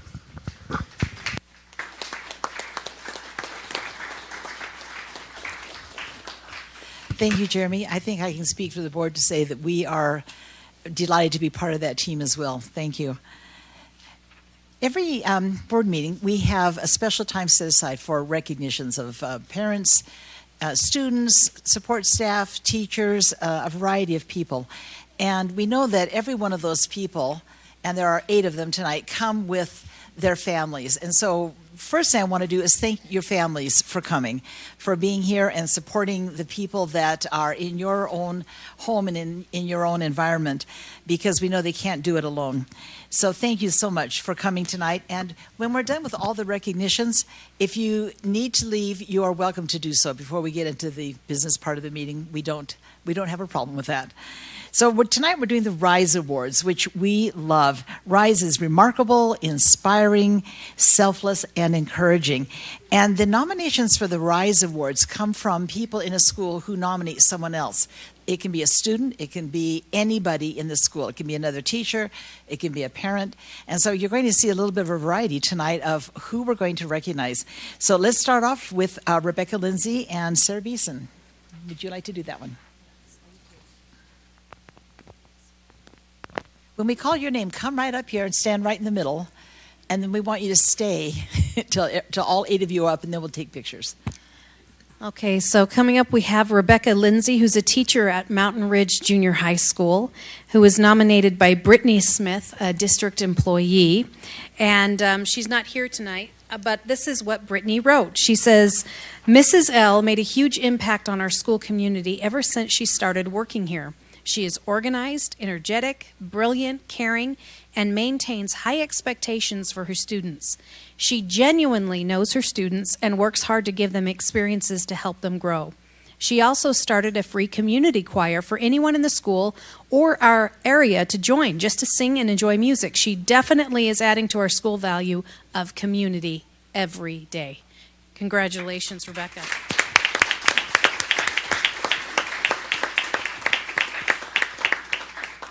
Okay, next we'd like to invite Steve Strong. Steve was stuck in traffic. We didn't know if he was going to make it, but he's here. He did it. So Steve was nominated by a parent, Louisa, is it Goff? Is that how we pronounce her name? Goff. Okay, Goff. All right, so we invite Louisa to come up if she's here, Principal Grant Cottrell to come up. Louisa wrote, Mr. Strong is the epitome of what RISE stands for. He welcomes students to his classroom at all times and makes them feel valued. He cares about the students individually and looks out for them. My daughter and her friends always know they can go to Mr. Strong for anything. He'll make them laugh. He'll give them a treat. They always know they matter because Mr. Strong encourages them and supports them. It's so great to have a teacher like that at the school so the kids have someone to turn to that makes them feel good about themselves. So Steve Strong, congratulations.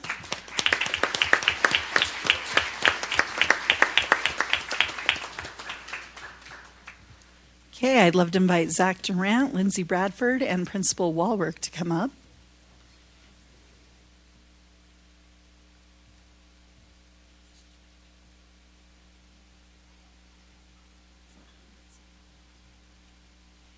Lindsay is a former student. Lindsay wrote, Mr. Durant is one of a kind. He is hands down the most amazing and dedicated high school teacher I have ever met. When I was a student at Skyridge, I went on a class trip to southern Utah with Mr. D's video crew. While on this trip, I had a medical emergency. Mr. D followed the ambulance, stayed at the ER with me, kept constant communication with my parents. I didn't know any other teacher who would have been as phenomenal as Mr. D was in that situation. He is a great teacher, a great person, and a national treasure to education. Congrats.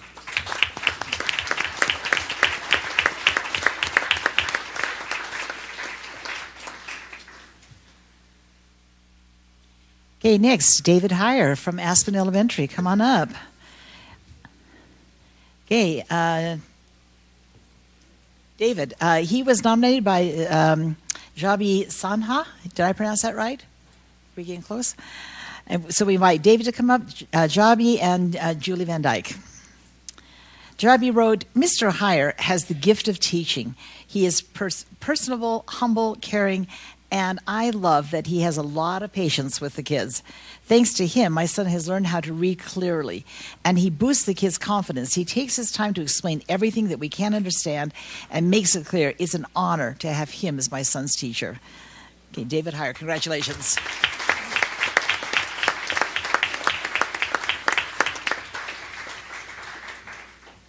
Next, we'd like to invite Tammy Bossard, a teacher at Desert Sky, along with Shelby Thatcher, a parent, and Principal Aaron Stevenson, to come forward. Shelby wrote, It's hard for me to put into words how truly grateful I am to Mrs. Bossard. When my son met her, he was filled with anxiety about moving and starting in a new school. She eased his mind immediately and continues to do so every day by showing that she cares about him. I have seen firsthand the amount of love and effort that goes into everything she does, beginning with the way she speaks to her students.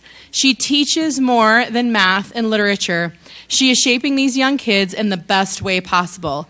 I believe they will all have a better love for learning because of who she is.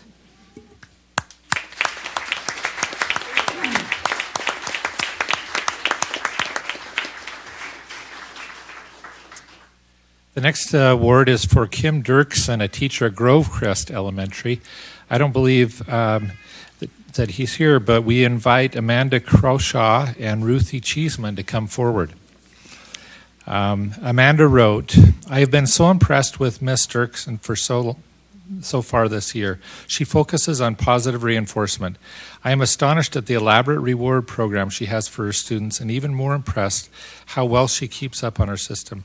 Her students are recognized daily when they show good behavior with little tokens. Her positive environment has created a haven where students are respectful of her and each other, see the good in each other, and are encouraging to each other. She not only is rising the teacher profession, but raising the character of her third grade class. Thank you.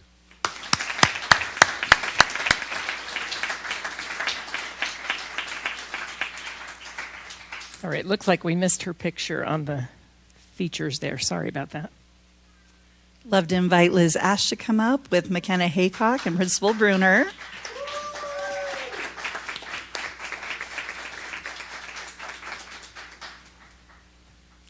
McKenna wrote, Mrs. Ash is one of the best people I know. She is an amazing first grade teacher. She is so patient and kind and fun. She is an amazing friend and always puts others first. But most of all, she is the best with my special needs students. She is so inclusive and has clearly taught her students how to love and accept everyone. She never makes us feel like an inconvenience or burden. She is always excited to see my kids and helps them be excited to come. She adapts and helps us in any and every way. All of these things are actually so incredibly rare and so needed. We love Mrs. Ash. Congratulations.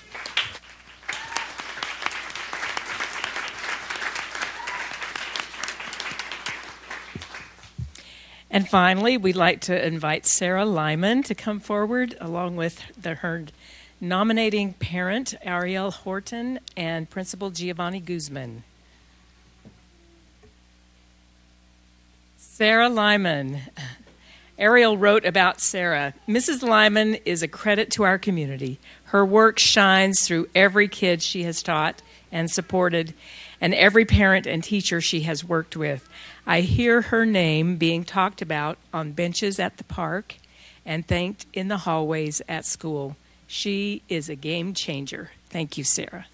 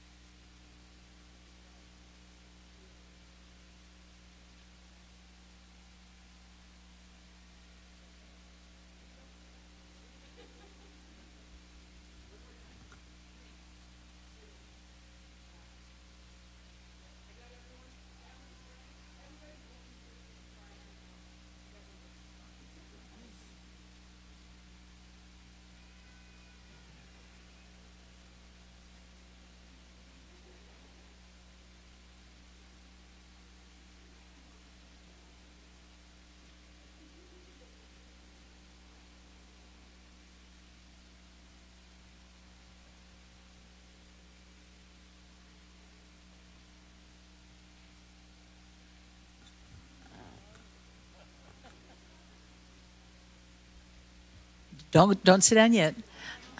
All of the awardees, we'd like you to come and shake hands with the board, please.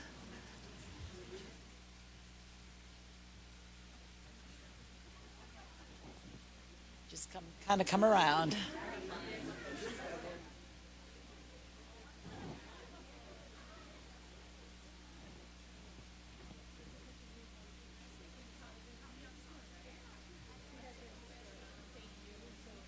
Congratulations. Thank you. Congratulations. Environment that's consistent. So navigating a cafeteria, a classroom, meeting new peers, navigating a school is hard for him. That consistency helps like buoy him up and allow him to be able to thrive. He can't even meet his IEP goals without first feeling comfortable in an environment, being able to navigate it, and that takes time for him. That can take months for him to be able to do. So when we're consistently moving our kids around, that makes it really hard for him to even get to his IEP goals because he is overstimulated, has behavioral issues because you are moving him so much. With this proposal that's happening, we're moving our kids again from Trailside Elementary due to the fact that you guys are bringing in all-day kindergarten. And I wanted to ask you, at what point did you make arrangements to move regular, typical gen ed kids to make room for all-day kindergarten? I don't think there's any other marginalized minority that would be bussed out of their community school to make room for general education, to make room for typical children. It just simply wouldn't happen, but for some reason our special education children are the first ones to be picked up, the first ones to move, due to funds and resources, which was said multiple times in the meeting. Sorry, I'm reading my points. I think it's hard because this has been the status quo and the norm throughout Alpine School District. My child, again, has moved 5 times, and he's in the 2nd grade. Why the special education children? Why are they the first ones to move? They are the most vulnerable population. There's studies that are done that saying kids moving more than 3 times are 77% more likely to have behavioral issues, and that's with a typical child, not a vulnerable special education child.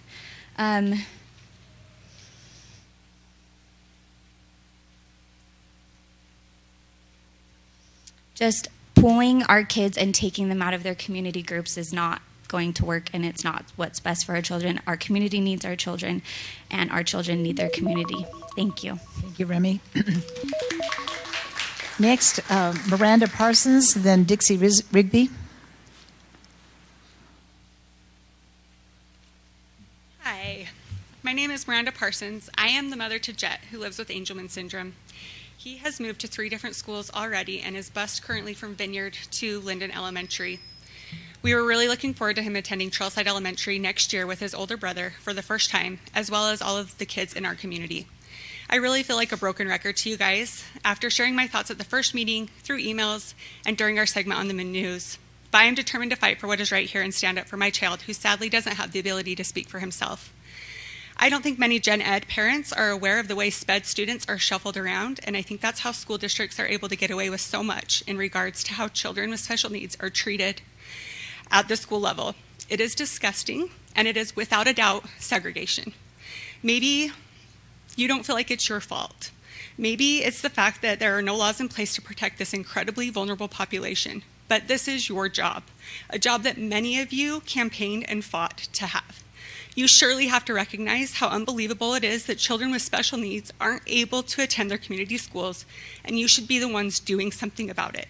I shouldn't have to be here fighting tooth and nail for every basic right that not a single parent with a typical child would ever have to consider. Because as multiple of you pointed out at the last meeting, Trailside is already overflowing. They are going to have to make room for kids coming over from charter schools and moving into the area, etc. But why don't you have to make room for my kid? Why are our special, amazing kids any different? They deserve that right just as much as any gen ed student, if not more, given how much they are already up against. I know I've mentioned this before, but I want every single parent in this room to think about how you would feel if your child was in, say, Mrs. Smith's 1st grade class at their local neighborhood school currently, and if the district decided that all of a sudden, since kindergarten was going to all day, there wouldn't be enough room for the 1st grade classes. So Mrs. Smith's class was the chosen, not so lucky ones that would have to move to school just down the street. But don't worry, it's not too far. They're going to be with their same class. They get to stay with the same kids. Isn't that lucky? Oh, they have to leave their siblings and friends behind, the people that they know? Well, sorry, that's just how it is, because there's not enough room here and not enough funds to figure out how to make it right. There would be an uproar, and that same uproar should be happening over you singling out SPED kids and moving the life skills class to another school. It doesn't matter that it's just down the street. It doesn't matter that they are staying with their same class. You are taking our kids out of their communities, and you are doing a huge disservice to every single typical child at Trailside who won't get the opportunity to interact with an incredible population of human beings. I was just at the school last week for my older son's birthday to bring treats, and I had Jed there with me in his wheelchair in the hall, and I can't tell you how many kids passed by him smiling when he was laughing at them, because that's how he says hello, and how many kids stopped to say hi to him and tell them what a cool kid he is. Please don't take this away from them, and please don't make our kids move yet again. You and I both know it won't be the last time, so I'm not falling for that either. These kids need each other. Thank you. Thank you, Miranda. Dixie Rigby, and then Brianna Hugh. My name is Dixie Rigby, and my son Hudson is currently attending Trailside Elementary with a disability. I am here today to speak about the changes you are making in the special education department across Alpine School District. This needs to involve the communities that are being affected. There are so many children and families that this is impacting. We need to vote on this as a community and not just a district coming in and flipping these children's worlds upside down once again. This not only affects our children with disabilities, but also takes away the opportunity for their neurotypical peers to interact, learn, and form relationships with them. It segregates our children from their community, which is unacceptable. By relocating them, you're depriving both those with disabilities and those without the chance to interact, educate, and grow together as individuals and as a community. Numerous studies indicate that moving students, whether special needs or non-special needs, more than 3 times during elementary school significantly hampers their development. My child has already moved 3 times, all due to lack of space or funding. You wouldn't do this to a general education class. You'd find a way to accommodate them. Thanks. Thank you. Okay, Brianna, and then John Barrick.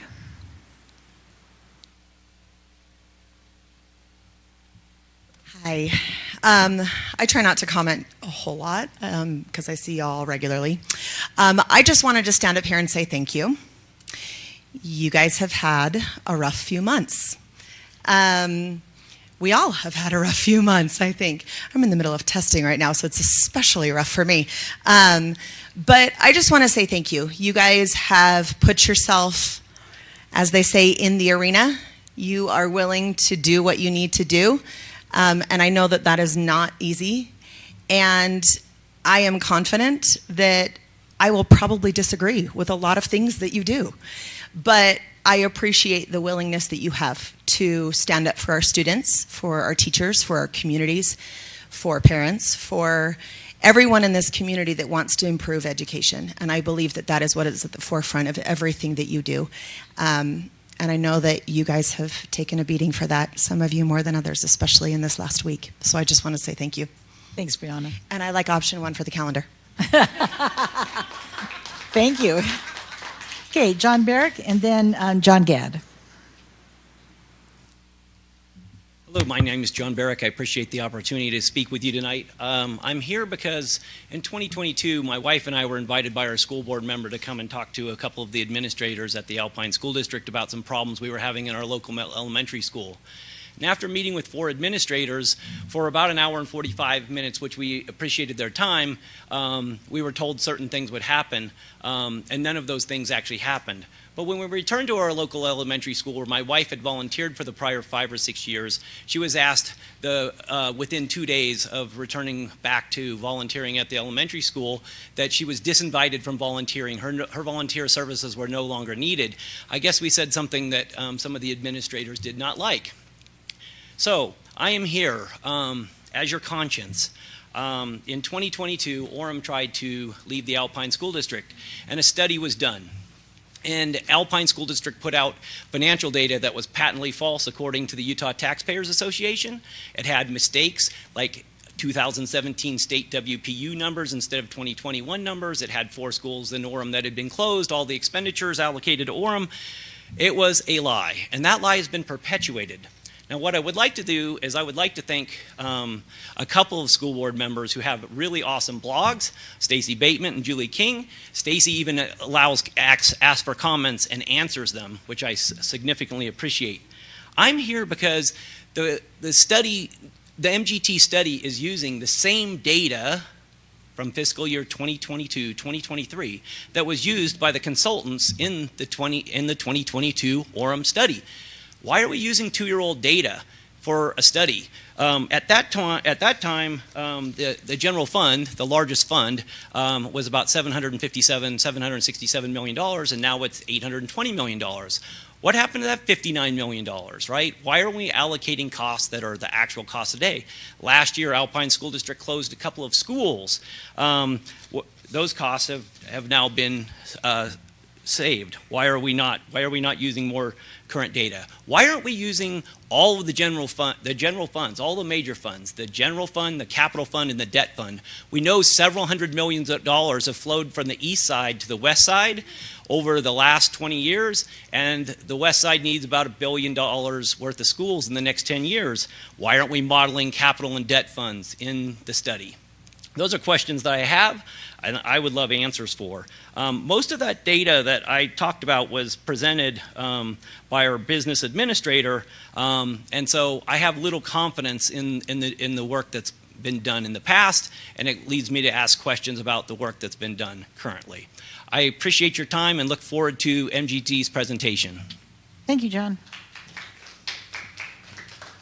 John Gadd, and then Brad Frost.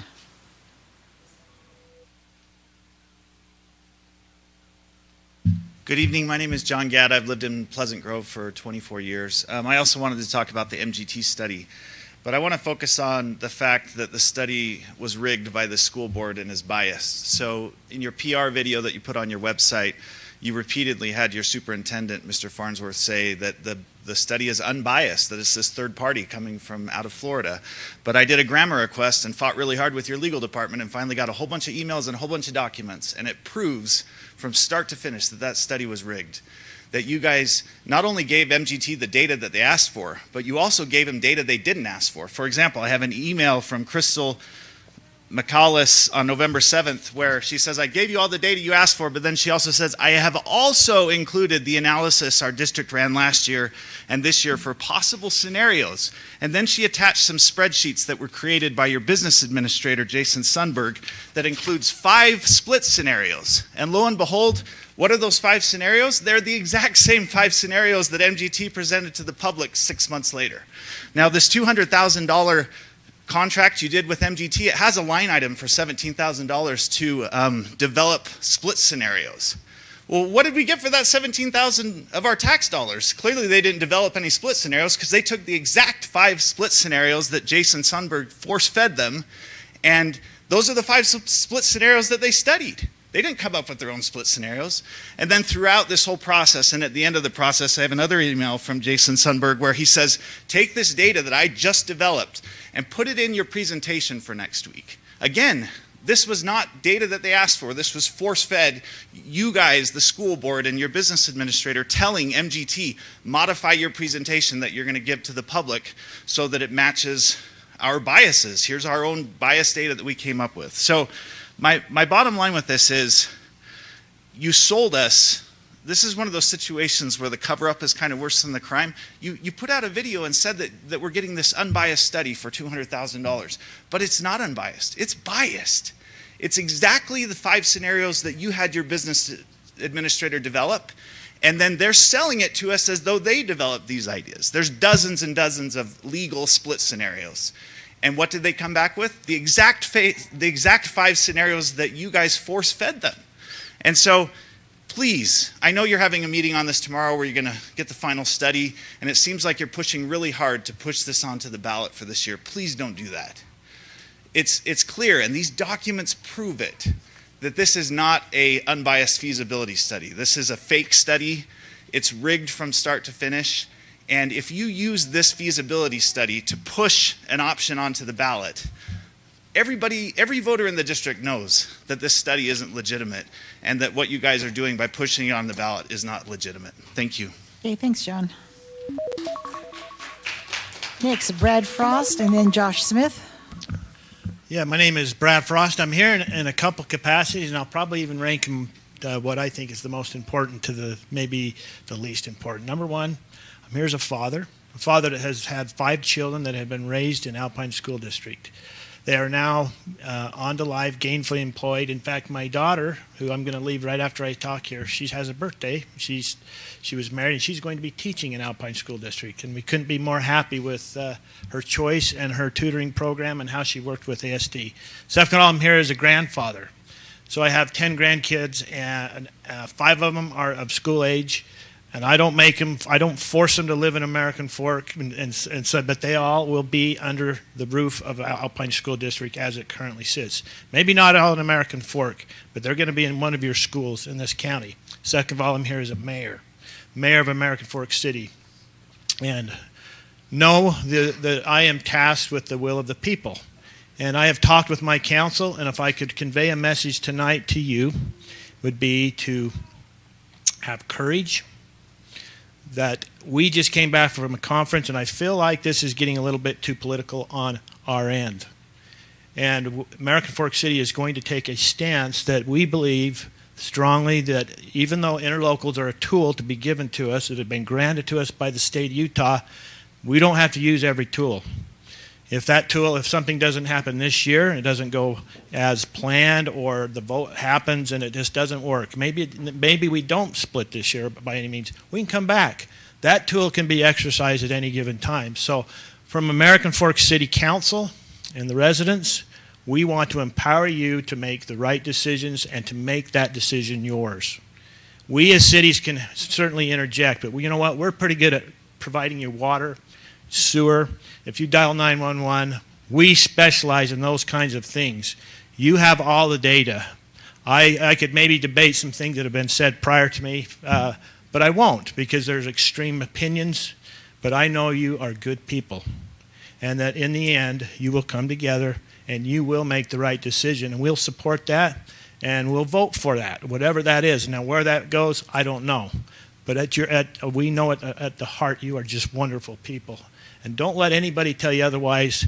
And I would say this, don't let city government take this decision away from you. This is your decision. It's not because we don't want to. It's because you are the experts at it. We are not. So thank you. Thank you, Mayor.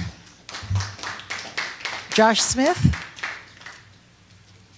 Hi, I'm Josh Smith. I'm the father of Michael Smith. He attends Orem Elementary.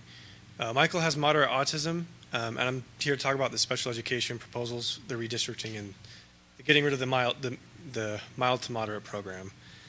I sat down with a member of your district, and he explained things, and I just wanted to bring up some concerns that I had with it, because he said that he assured me that all students are going to get the necessary resources and the necessary care and attention that they would need to progress and develop. But my issue is that you're going to take all of the special needs students and put them into one classroom in every individual school, regardless of their cognitive capabilities. I'm asking you, please don't do this. My biggest concern, and I have family members who teach in Southern Utah, and I have a family member who runs the IEP program in Wyoming. I've spoken to them, and there's some major concerns about it. And the biggest thing I want to bring up is I've been assured that there's resources available, that if there's additional resources needed in the classroom, that the teacher would be able to request it and they'd get another aid. But in speaking with the teachers and the people who are actually in these programs, when they request, it's almost immediately denied. And we have to fight, and we have to get more resources for these classrooms and these children. And not only that, it's also the time it would take to get those additional resources into the classroom as well. Because not only would it deny it, you'd have to post the job, it would have to take weeks to hire, maybe even months to hire somebody that's qualified. Then they'd have to train and get up to speed, and that process could take months, and in a very short 9-month school year to begin with. So I'm asking, please don't do this. Please don't take away the mid to moderate program. I feel like I kind of feel like you're throwing my son away a little bit. You're taking away his chance. So I'm just asking, please don't. And if we do, can we at least postpone it a year so we can assess the needs of each individual classroom and assign more resources for the teacher so they're not completely overwhelmed? because that's the number one thing I'm concerned about, is if we put all of the kids with different cognitive capabilities into the same classroom, at best, students are going to stagnate, and at worst, they're going to regress. So, yeah, if at least can we hold off a year, reassess it, and assign and be proactive about these changes instead of reactive, where we get into the new school year and say, oh, we need another aide. Well, you get one in 4 months. Or can we go into the school year and say, we know these kids are going in, let's assign more resources now so our kids can have a chance. Thank you. Thank you, Josh. Okay, our last comment will come from, and if I say the name wrong, please help me. Yoheli Agnali.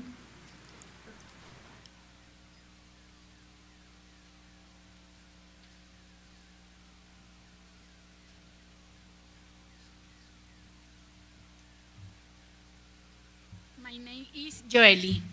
Mi nombre es Joey.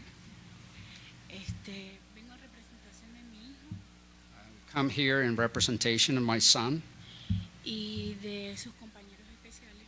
and of his classmates who are special needs. De verdad esta situación me preocupa muchísimo. This situation worries us and has us very concerned. Ignacio es autista, He has autism. fue rechazado, He was rejected. no tenía amigos, He didn't have any friends. no tenía un ambiente de estudio amoroso. He didn't have a loving environment for studying. Por primera vez For the first time, se siente feliz, he is now feeling happy, tiene amigos, has friends, personas que lo apoyan people who support him. y eso es más que importante para mí y pienso que para muchas personas también lo es. It's not only important for me, but for many people it is. Sé que esta decisión también es difícil para ustedes, I know this decision is difficult for you, pero yo les pido de corazón but I ask with all my heart que piensen un poco en todos esos niños that you can think about all those children y lo que esta situación les puede causar. and what this situation can cost for them. Va a ser difícil para ellos adaptarse, It's going to be very difficult for them to adapt, comenzar de nuevo start again. y pienso que cada uno de ellos I think each one of them tiene una situación distinta, has a different situation, pero necesitan el mismo amor, but they need the same love, la misma comprensión the same comprehension, y todo lo relacionado con un ambiente que les dé tranquilidad. and everything that relates to an environment that gives them tranquility and peace. De verdad que yo sé que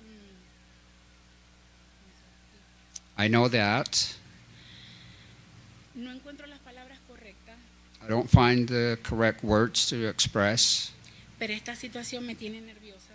but this situation has me nervous. Me preocupa mucho de verdad mi hijo. I'm extremely worried about my son. Aquí muchos lo conocen Many here know him, y saben que fue muy difícil adaptarse. and they know that it was very difficult for him to adapt. Y no quisiera comenzar de nuevo, I really wouldn't like to have to start all over vivir esa experiencia de retraso and live that experience of falling back y que no pueda avanzar. and for him not to be able to advance or move forward. Así que de corazón, So with all my heart, piensen en cada uno de ellos, please think in all of them. pospongan su decisión, Postpone your decision. piensen un poco más, Think about it a little bit more, por please. favor. Please. Gracias. Thank you. Thank you.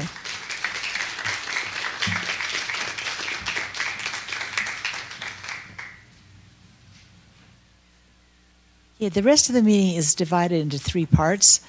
Next, we'll do routine business. Then we have 3 reports, and then we have 6 action items. So, routine business. First is the excuse me, did I miss something? First is approval of the minutes. I need a motion to approve the minutes. I move that we approve the minutes. I'll second it. Okay, it's been moved by Mark and seconded by Julie. Is there any comment? Seeing none, we'll vote. All in favor of approving the minutes, say aye. Aye. Any opposed, say nay. Okay, they are approved. Dr. Farnsworth. You have received the claims for this month, and I recommend you accept the claims. I need a motion to accept the claims. I move that we accept the claims. And a second? I'll second. Joylyn, okay. Is there any discussion about accepting the claims? Seeing none, let's vote. All in favor, say aye. Aye. Any opposed, say nay.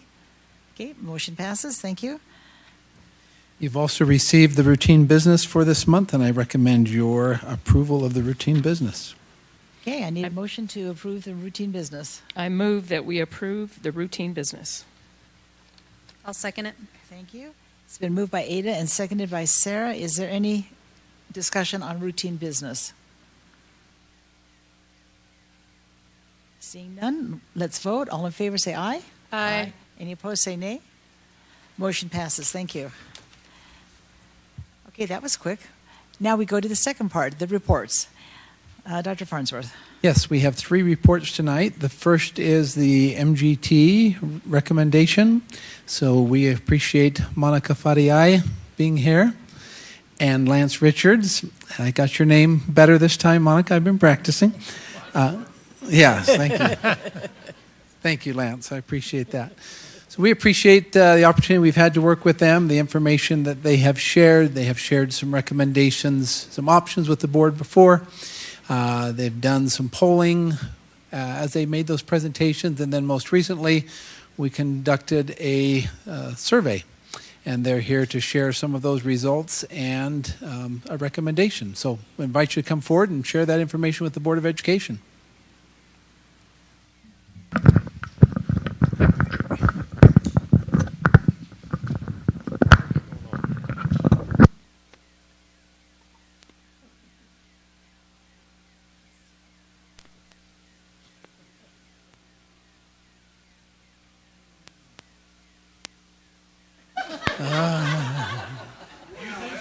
That's some Utah girth. I just need to go home. I'm sorry. Just as a quick, how many of you attended one of our public sessions, community meetings, and all those sorts of things? We appreciate that. What we're going to be doing tonight is just taking a look at, we're not really going to revisit all of that, obviously, but we're going to move pretty quickly through some slides to kind of refresh ourselves in terms of that presentation, in terms of the options that, I'm sorry, let's go back up here, that worked better for you. In terms of the options that we did put together, and then share just some of the, and the big event tonight really is to share the results of our community meetings and the votes there, and to share the polling data from our community-wide survey, the online survey, and then we'll present those together, and we'll present some key findings as well as some recommendations. Maybe.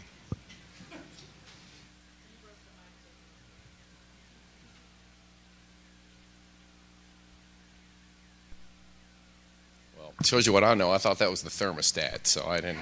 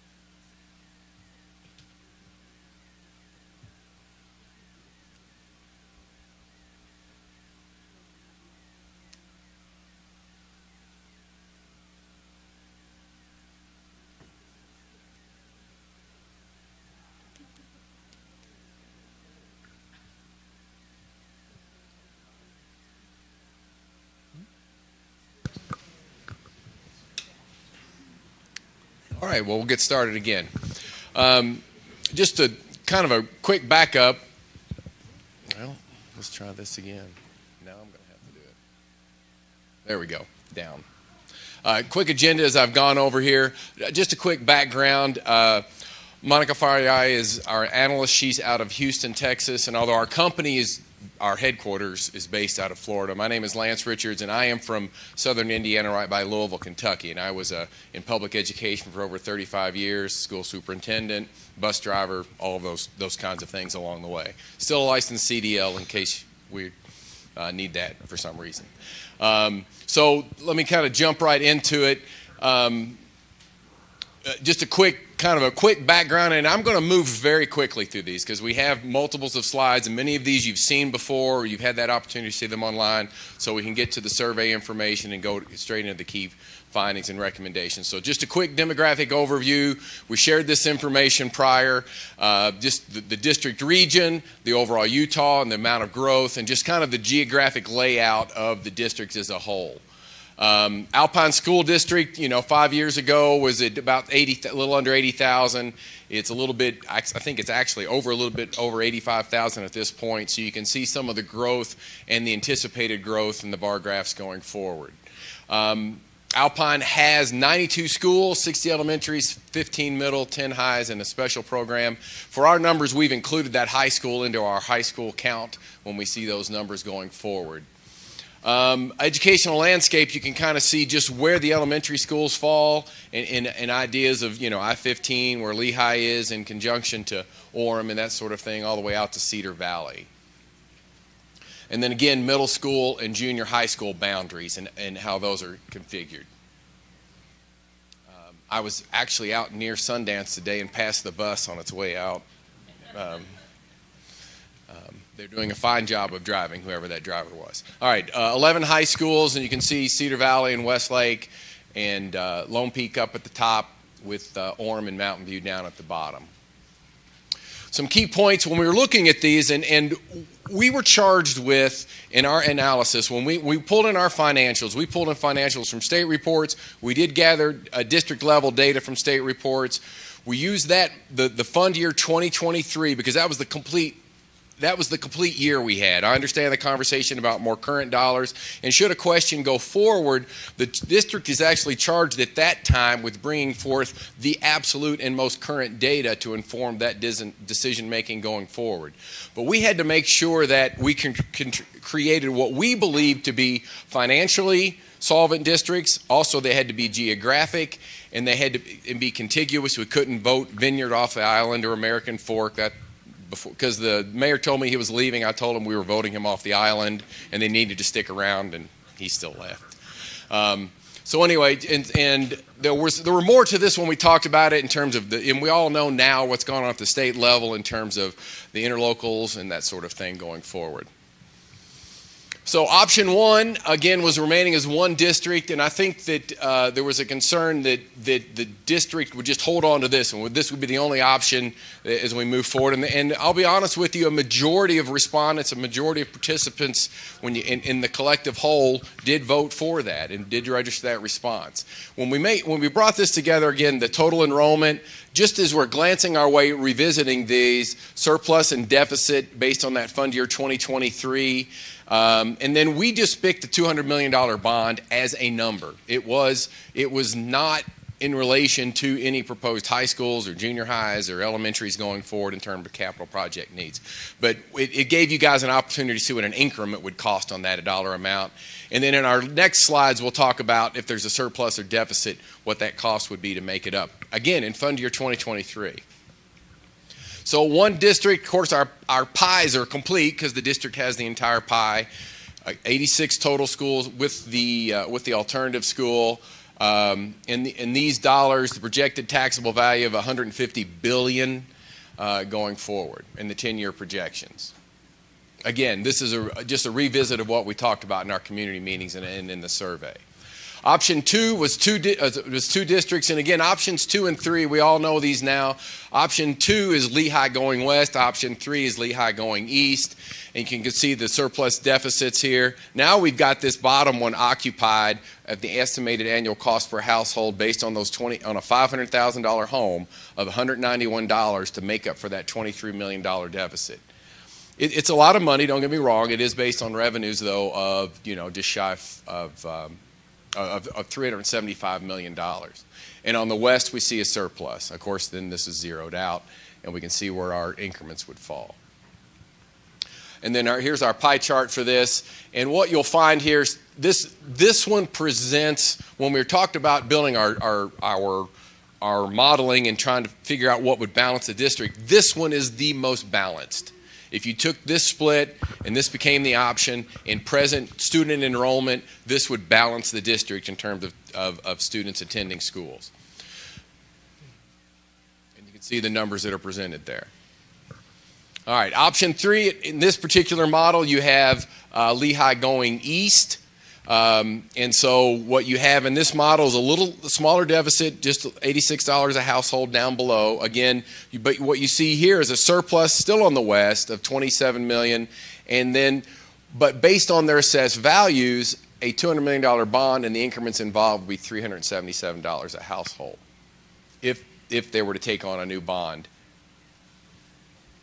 Option 3, 2 districts, again, and what we're going to see for going forward is the west, okay? So you've got Cedar Fort, Fairfield, Eagle Mountain, and Saratoga Springs, and I know there's been a lot of conversation since our visit with the new legislation that has been passed about these configurations. And so just a 10-year projection there, again, still, they're at about $40 billion here, going up to $101 billion there, and then on the west, what you're seeing is that growth of projected tax values jumping from 9 to 48 billion.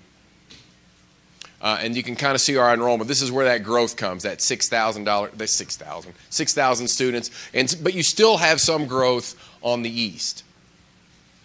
Option 4 is a 3-way split, and really for our 3-ways. Pleasant Grove kind of became the player. Option 4, Pleasant Grove's here. Option 5, Pleasant Grove goes central. So in this particular model, there's still a shortfall here amongst these four at $85 a household. That's a lot of money, but it's still based on $17 million worth of revenue. If you go over to the central, again, these are going to be the same numbers that you'll see for the next, from the last option and going forward. But we have the new central district with a shortfall of $8 million, again, on that fund year 2023 and that snapshot, and then the estimated cost of the bond and to make up for that shortfall. Option 4, 3 districts. You can see the numbers as they play out. That's the same growth in the west. Now you get, for your central, though, you've got 35 schools, and they're kind of a push on enrollment. In the east, gets a little bit of that lower district gets a little bit of enrollment growth in that time frame. And you can see the dollars impacted by the projected taxable values. And then in the 3 district again, Pleasant Grove goes to the central, so the deficit in the east grows to $13 million, $232 a household. That bond is at $250. If you jump over here, it's $1 million. It's $1 million, but really you're talking about revenue of nearly $376 million. So that's more or less a break even. It's $10 a household down here. And again, the west is the west in that modeling. And then in option 5, you can see how it breaks out a little bit differently now with the east, a little bit of growth there with just those 3 communities involved. The west is still the west, and then again, the central has projected a little bit of growth, but that's really just a push going forward. But again, these tax values are pretty significant for the west. You can see what the east presents and the central. Option 6 was just Lehigh on its own, producing a surplus of $8 million here. East becomes basically everything but Lehigh on the east, with a deficit of about $23 million, and you bring that down, it's $191 a household. West is the west in this modeling, and then with central, you can see that it's $317 a household on that proposed $200 million bond in 11 increments. Again, that's fund year 2023, and it's the most current information and complete information we had for our analysis at that time, but it's just a snapshot. It's a snapshot in that moment in terms of that day, of that year and those finances. Now, option 6, again, interestingly, 17 schools didn't go to the central, 47 and 22 in terms of these numbers, projected tax values, and enrollments. And again, these are all things that were shared in our 9 community sessions and meetings, plus 10, I guess 10 when you count the online survey. So, what we're going to do here is we're going to talk first about our community meetings where everyone had an opportunity to visit us at the high schools and junior highs or here in some of our PTA and community member meetings. So of these 9 sessions, we brought that information together to share this information. Now, there's a lot of words. This is a wordy word page. And I'm going to share the graphs that support these. So what we did is we went through and picked out what we thought were the most essential questions to present to you tonight. You have all of that information in our document that I know is being bound and brought forth to you to drill this down. And in looking at this, if you just kind of take a quick look, there was broad participation, and we'll show you that in just a second. When asked if this district should remain as one, 66% agreed. But interestingly, on all of this, the question was, should we remain as one? For the most part, everybody agreed yes, but yet everyone agreed that the question should be brought forward. There's wide support across the community for bringing the question forward of reconfiguration. 65% of the responses indicated outcomes in educational programs might be impacted. 59% indicated local school communities would experience moderate to significant losses in academic and social outcomes. And the rank order was stay as a single district with 71% of the votes, split into 2, received 20, split into 3, but received 9. And a solid portion felt the most preferable way was option 2 if you had to split, and the most preferable option for a 3-way was option 4 with Pleasant Grove going east. And again, 92% folks felt that reconfiguration considerations should be driven or at least impacted by potential tax changes, and a majority, 73%, supported the idea of an expanded school board should the district remain as one. Now, quickly, I'm going to just kind of jump through these. So these are the graphs, and I'll do this a little differently on our next groupings. So these are just kind of the graphs. You can see how many folks participated in our community sessions and how they were broken out. The high school attendance zones. We use the high school attendance zones to kind of track where people come back, and by and large, your high school attendance zones then track back into certain communities. The statement about staying together, again, you can see that 66%, but you can see, again, over here, a wide margin agreed that the question should be brought forward. So there's a little bit of a dichotomy there. Learning outcome questions, you can see somewhat worsen. Again, moderate losses, and then the rank order configuration. So say as a single, and this for clarity purposes, the first number represents the number of folks that chose that as their first option.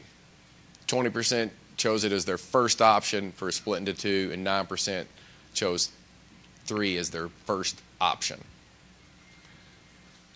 And then preferable, again, option 2 with Lehigh West in this modeling. This is important to note.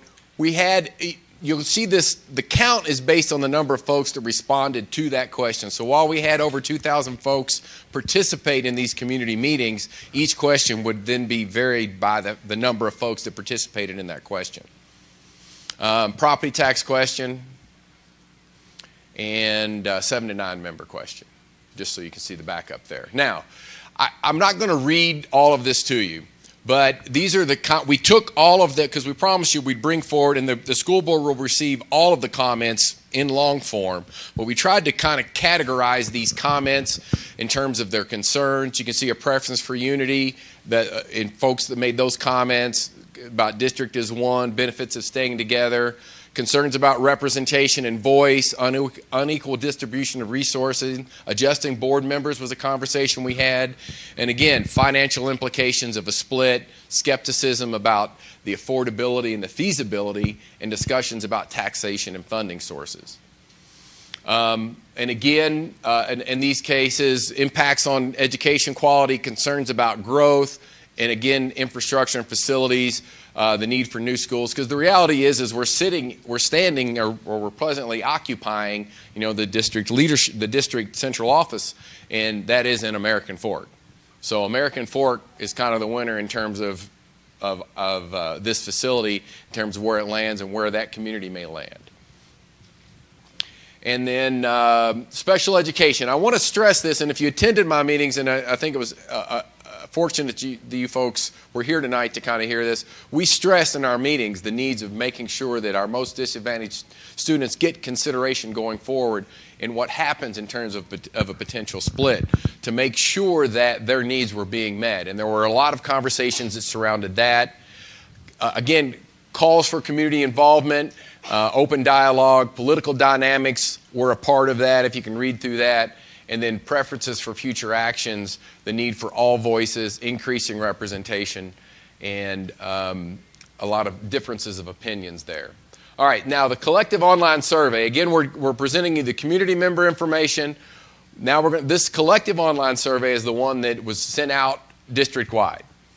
And we had a terrific participation in this. And I won't belabor this screen because I'll jump into, because all of this information will be presented to you kind of coming in. But in summary, we made a summary page in terms of this, some key takeaways in here. Again, 48% in the community survey agreed, so a little bit lower number, yet 60% felt the question should be brought forward.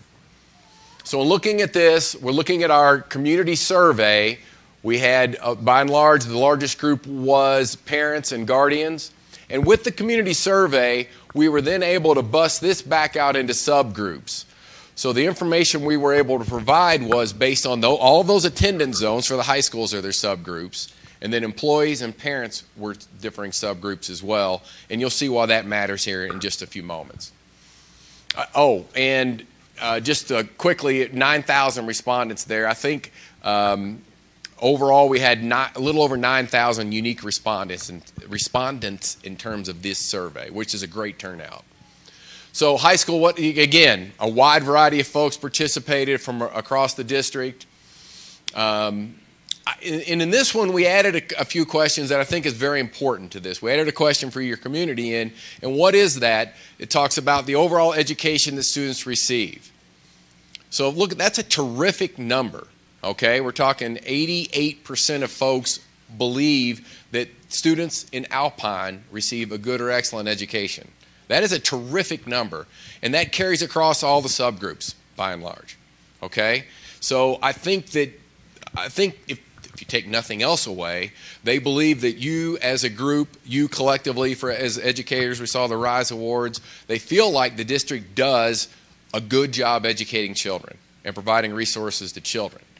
However, they still believe that question should be, they lead here with that, but you can see it gets a little bit different in terms of the coming forward as one district, and they still feel like the question should be brought forward to kind of bring it to a resolution, I believe is kind of the general sentiment in that regard. Anticipating would improve or worsen. You can see there's kind of a split of thinking there. You can also see that a little bit of a split in terms of they feel like there could be some gains in terms of reconfiguration, in terms of academic and social gains or losses. And again, the rank order is a little different here. So stay as a single was number one, but not as by wide as margin as you saw in the community meetings. Split into two came in second, and split into three was at 19%. And the most preferable in this particular one, again, option 2. And I'm going to speak to this more in terms of these options, in terms of our key findings when we talk about some of our subgroups.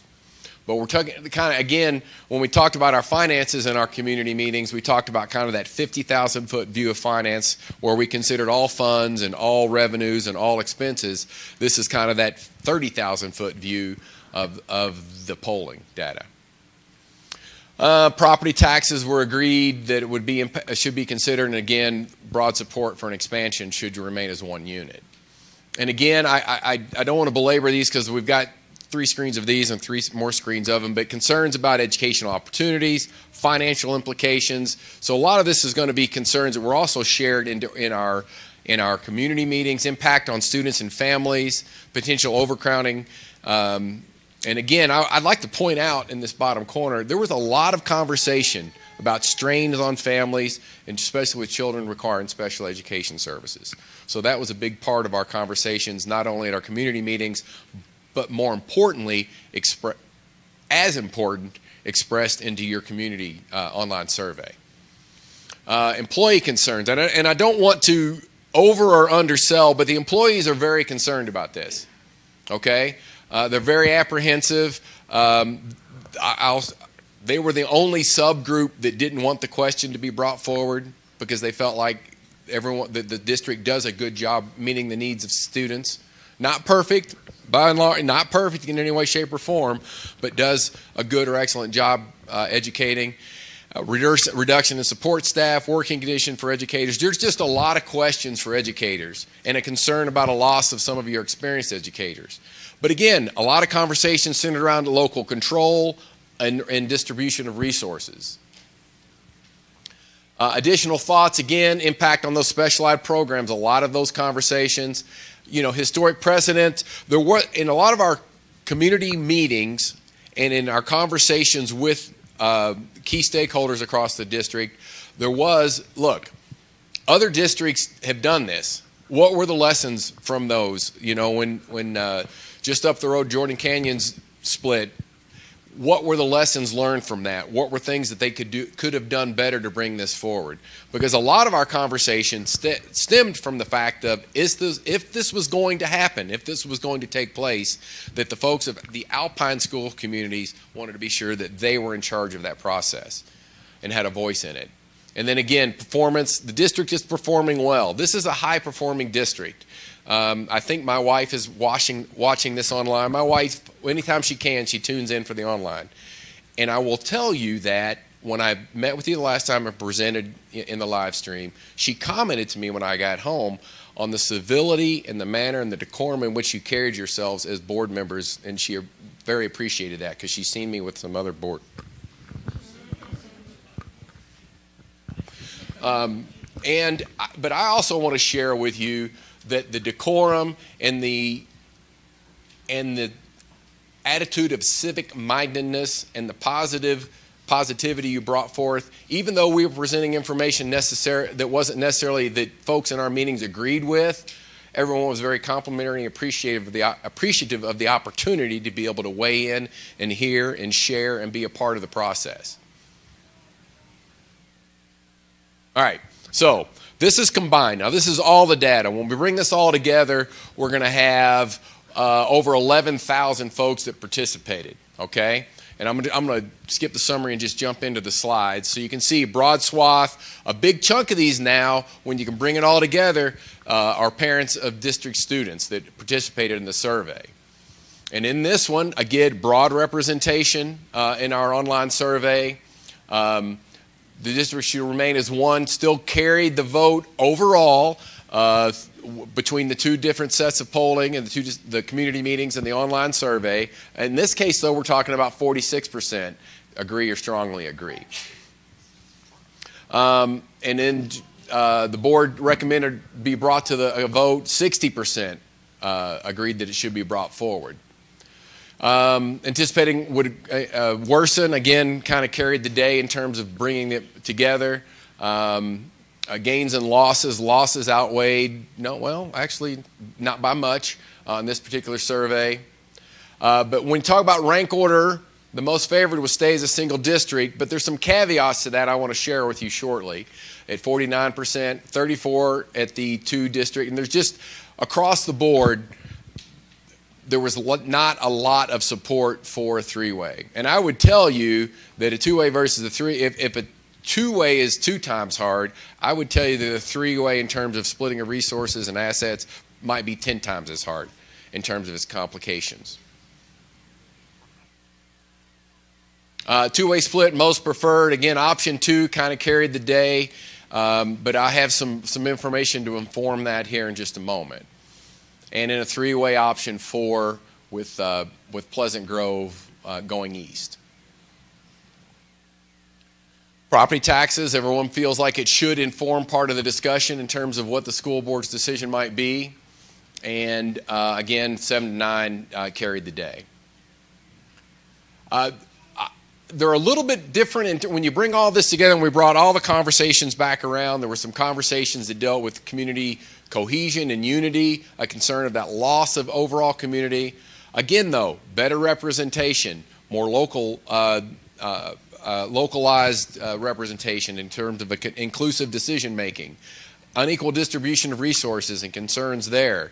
And some of that goes back to the needs of the West in terms of buildings and the needs of the East in terms of programs. Widespread concern about implications of the split, administrative costs, those sorts of things. Because if you do have another district, let's say it is a 2-way split, what we're sitting in, some version of this will have to be replicated. Some version of this will have to be replicated in the associated costs that go along with that. Impact on education quality, I mean, there's a concern there because we know that by and large, everyone feels pretty good about what's going on in the schools in Alpine. And, you know, the concerns about what does that look like going forward. Growth in management, the rapid growth of the West in terms of the infrastructure needs of the East, those were conversations that were coming to there. Again, more infrastructure, concerns of the split in terms of development and funding priorities. And then specialized services, every time that comes back around, community engagement and transparency to make sure that everyone is a part of the process. And this, you know, when we pulled all of these, we began to get that other category of the political dynamics and representation. I mean, we all know that in terms of this question, the board is carrying the heavy burden. But we also know, you know, the mayor of American Fork kind of alluded to it. There are some other tools and levers now that communities have in terms of this same process. And how does that play into the process? And that fear of polarization. Because even with this East-West conversation that's going on, there still is a shared sense of unity, by and large, among the district as a whole. All right, so key findings. I guess I could have just started with this. I couldn't come all this way and then not at least talk for 20 minutes, right? Right? I went fast as I could go. All right, so key findings. And again, you look. We use the data and the finances and all that to kind of inform and bring that back.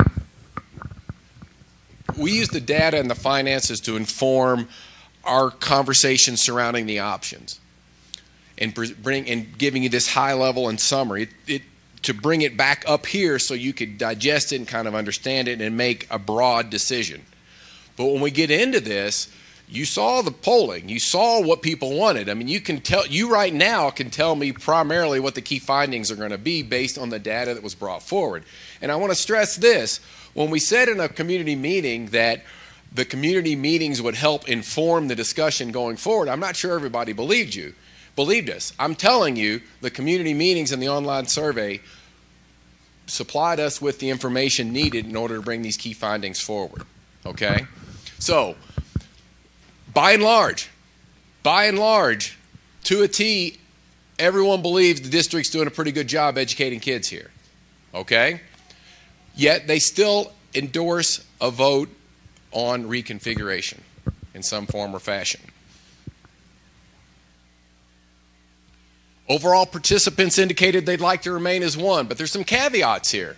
And I apologize, I'm going to read this out loud. Despite the desire for a vote, a significant portion of the same polling participants also indicated their preference for the district to remain as one. This dual sentiment points to this complexity of perspectives. Now, this is important. Respondents from the attendance zones can remember we had these subgroups. The attendance zones of Cedar Valley and Westlake and Lone Peak indicate a preference for a 2-way split. Okay? And parents and guardians were a designated subgroup for our analysis, and they chose a 2-way split, 42 to 37. So while you take that, again, that 50,000-foot view, 30,000-foot view of the majority, when you break it down into some of the impacted communities, there's a little bit of a different message that comes forward and informs our decision making and would help to inform the board's decision making. If the district does decide to go forward, the two-way split is preferential. And I think we all saw that. In terms of our online survey, there weren't any subgroups that jumped out and said, hey, I want a three-way split in terms of the needs of the district. Now, the two-way split, I know you saw those numbers and you're going to say, hey, he's going to tell us that Lehigh ought to go west. But wait, there's more. Okay? The majority of respondents, again, up here, supported that option 2 with Lehigh going west. However, again, we had subgroups. Those in the attendance zones of Sky Ridge expressed support for Lehigh East, option 3, with 72%. Everybody knows where Sky Ridge is located, right? Additionally, Lehigh and American Fork selected option 3, Lehigh East, at 51%. Now, I'm going to tell you that 51, 49, 52, 48, that's kind of in that, certainly would be within some kind of margin of error. But I would also tell you, though, it does tell you there's some mixed feelings there. And I think that's what informs that conversation. And then Lone Peak and Mountain View were 50-50. So while, yes, the majority were Lehigh East, when you kind of drill down into the folks that might be impacted by this decision, they were Lehigh West. Did I say that backwards? Let me back up. Sorry, thank you. Participants in Sky Ridge said Lehigh East. Lehigh and American Fork were 51%, 49, 51 for option 3. So while the majority have Lehigh going west, those folks in Lehigh may have a different opinion about that. And I think it's important in terms of the information that we bring forward that kind of helps inform the conversation going forward. Thank you for that correction. Recommendations. It is evident from the community engagement respondents that there's a strong sentiment to bring the reconfiguration question to a community-wide vote. Respondents also expressed a strong preference for a two-way district reconfiguration versus the three-way. Based on all this, we're comfortable in recommending that ASD bring forth a vote on a potential two-way configuration. Now, the board has quite a bit of data. They'll be gathering additional data to inform their decision, but that is the recommendation of MGT at this time.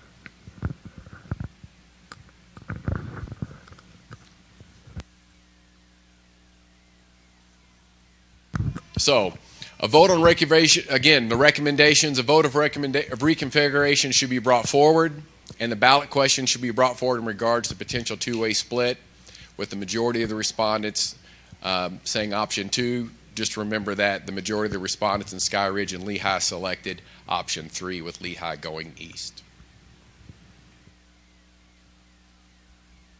Thank you.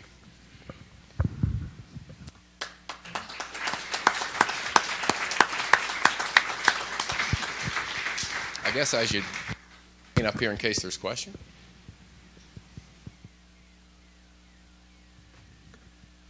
Maybe I should just run? No.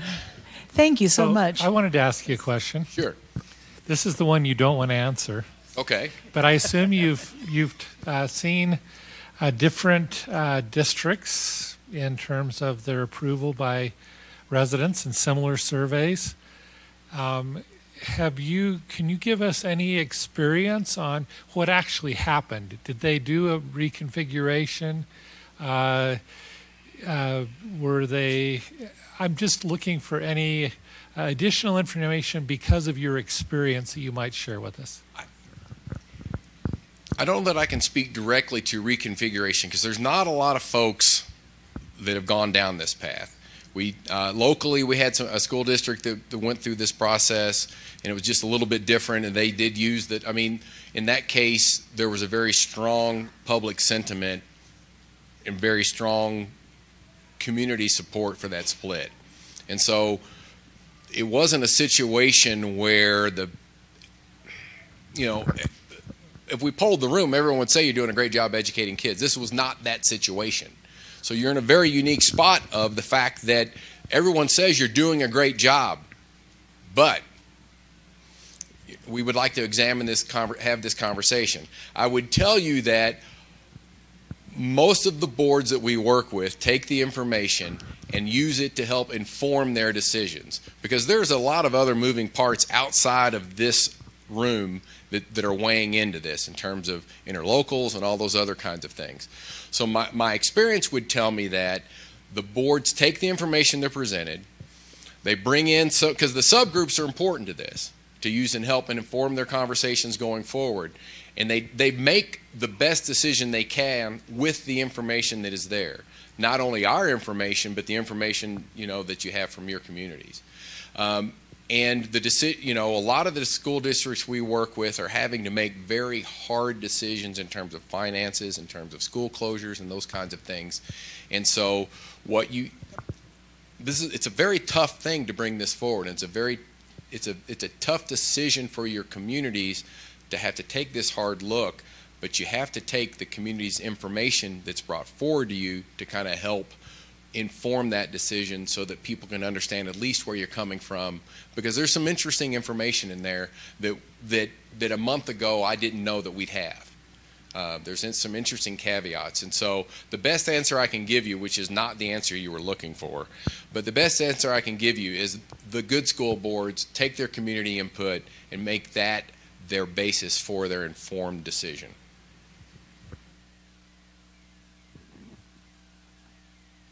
So I'm going to be difficult and I guess just contend with what you said a little bit, Lance. I appreciate the community feedback and I think that it's essential. I think there's also dynamics where sometimes there's misunderstanding with the public, and I'll just give you one example in the survey, moving from 7 to 9 board members. I think that was strongly supported, but when I had conversations with constituents, I said that, personally, I'm not in support of that. It doesn't solve any of those underlying issues that were referenced, whether it's representation or allocation of resources, some of those complexities. And I think that there is an assumption that if we just move to 9 board members, we don't need to split, and it resolves a lot of the issues. And so I think, as much as I value community input, sometimes there's a lack of education that, I think is somewhat our responsibility as board members to kind of communicate. I also am just curious. I know, and I realize this is kind of like, as we're talking about the community feedback, this feels like maybe we're too far down the road to kind of address it. But I'm curious, there's been a lot of focus on East-West division, and I mean, that makes sense to a certain extent as far as the areas and where they're going. But there was never a 3-way option where it showed Lehigh going west, and then there was never a north-south option. So I think you're probably fully aware of the dynamics at Westlake and Cedar Valley, a specific growth there. But I think one of the challenges that sometimes people don't pay attention to, and is sometimes misunderstood, Lone Peak High School has the least amount of square footage per student. So as much as I complain about, I've got 3,200 kids at Cedar Valley and there's 2,900 kids at Westlake, and I'm concerned that we're not building schools fast enough, I also have significant concerns about our needs being addressed in other areas. So I'm curious as to, is that something you guys considered, a north-south division? And then the dynamic of a possibility of a 3-way split, Lehigh going west. When we looked at the conversations, let me start with the end. When we looked at our data points in terms of Lehigh going west in a 3-way split, we didn't feel that the central district would thrive in our assessment. Now, in looking at, I think in our brains, when we look at the north-south split, that ends up being more or less, I'm trying to think of how your attendance zones run into that.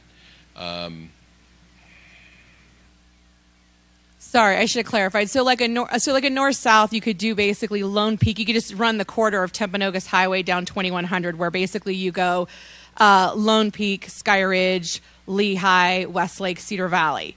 That kind of configuration where it's more of a north-south option. But you're not splitting the municipality of Lehigh in that. No. Okay.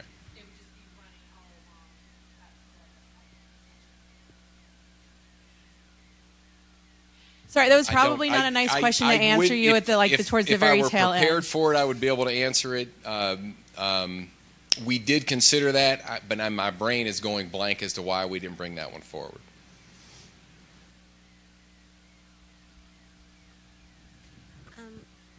I kind of just want a definition as you worked through this study. I heard a lot about neighborhood schools and many of the presentations I went to. Can you define what a neighborhood school is? Like, what kind of circumference is that? Because I think people, I don't know, I'm just curious what working definition in this report you had of a neighborhood school.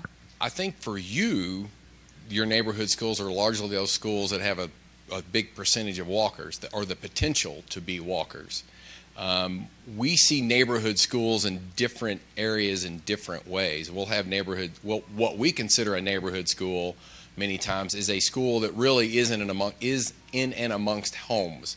And so generally your traffic patterns in the school day impacts those neighborhoods. We have this line that neighborhood schools impact neighborhoods, because we always get the conversation surrounding pick up and drop off and car rider and those kinds of things. I think for your definition, many times for your system, it kind of boils back to that proximity to the school in terms of their attendance zone and the walkability and the connections that are available to you in that model. That you have certain schools here that are not, they could potentially have a few kids walk, but really by and large, 90% of those kids would either be bus riders or car riders. So that's kind of how we bust that out. For your purposes, I believe you're looking at neighborhood schools in terms of that geographic circumference, in terms of walkability, in terms of just proximity because of the density of population.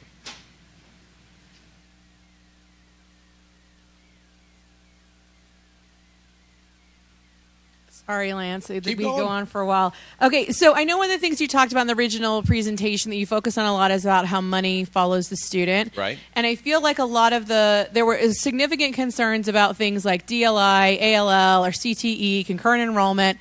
One of the concerns I have is that it seemed like how do I articulate this?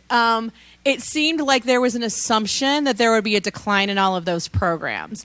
And I guess my concern with that is that whether it's ALL or DLI, CTE, concurrent enrollment, all of those things really are successful based on the number of students who are accessing them in a school, not necessarily the size of the district. So for example, like if you have enough students to support an ALL program or a DLI, you have enough kids enrolling, it's really irrelevant the size of the district as long as you have enough participation in that program. And so I think that there was kind of an assumption that if there's a smaller district, those services, whether that's Title I, special education, it wouldn't have the same level of services. And I guess I'm struggling to understand, like, when a lot of those titled programs, like the money follows the student specifically, whether that's Title I, special education, our ALL and DLI state funding, those won't necessarily change as long as there's strong student participation.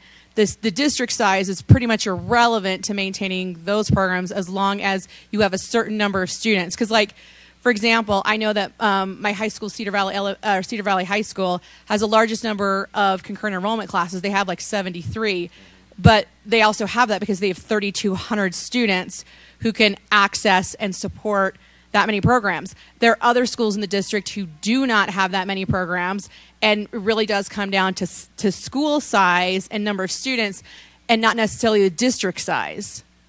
Would that be a fair analysis? Yes, it comes back around to just scale.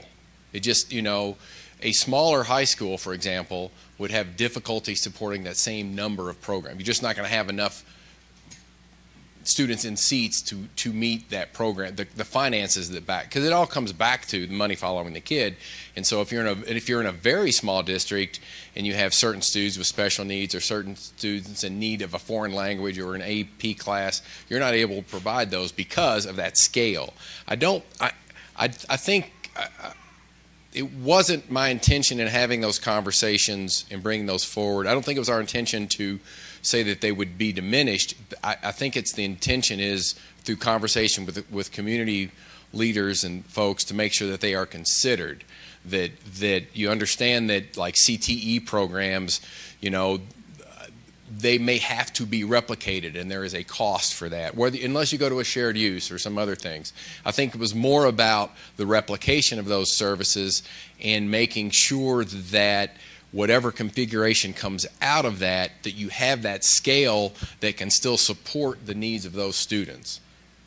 I appreciate that. I think there was a little bit of a misunderstanding because I know that I had employees as well as parents say, oh, if we split, it means the loss of these programs. And I'm like, that's not necessarily true, because it's student participation that when you have enough students accessing that program. And Cedar Valley has an aviation program. Mountain View's got a great diesel mechanics program. Orem has a great wood shop program.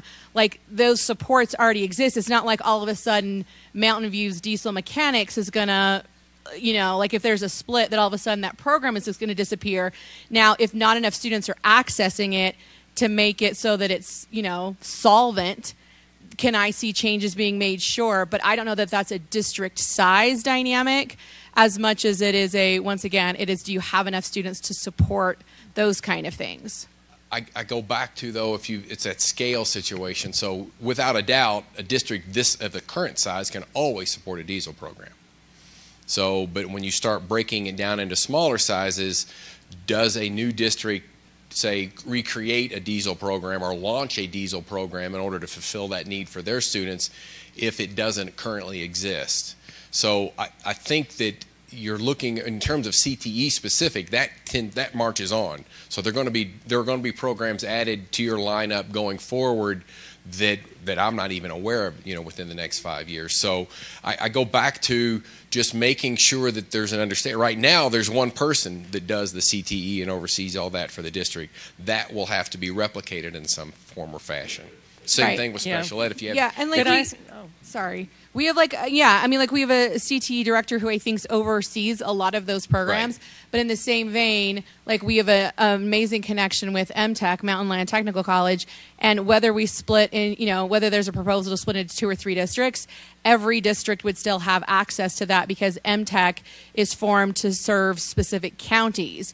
And so those county lines wouldn't change. And so whether or not a district chose to like Cedar Valley doing the aviation program, which didn't exist until the school opened in 2019. Every area would basically choose what their focus is, and they'd still be able to access programs like MTech because that support would still exist based on us all residing in a county where MTech is the major technical college. Sure. I just wanted you to address, in your experience, the depths of services offered by Alpine in comparison to what you see across the nation, and what areas do you see that impacting the quality of education our kids receive as far as depths of services? Let me first and foremost say that as far as services in terms of programs, in terms of resources for students,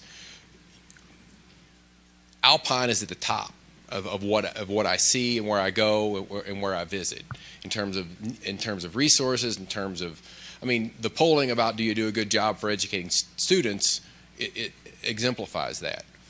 I don't want to say necessarily. I think in our conversations with community stakeholders as we brought this conversation forward, there was a lot of concerns about special programs, concerns about special needs students, and concerns that, because they know what, bird in hand's worth two in the bush. Ironic. They know what they have now, and there's a concern that somehow what they might have in the future might be different, is more of that concern. I think the key takeaway is that in having this conversation going forward, making sure that in public meetings and in open sessions and in community sessions and small groups and large groups, that you have a conversation about CTE, about special needs students, about specific programs. But I will tell you that what we see and what I have been visiting your schools and seeing your facilities are top notch. the programs that you offer from an academic, if you want it, it's here. From band to athletics to CTE, in terms of things that you have going forward.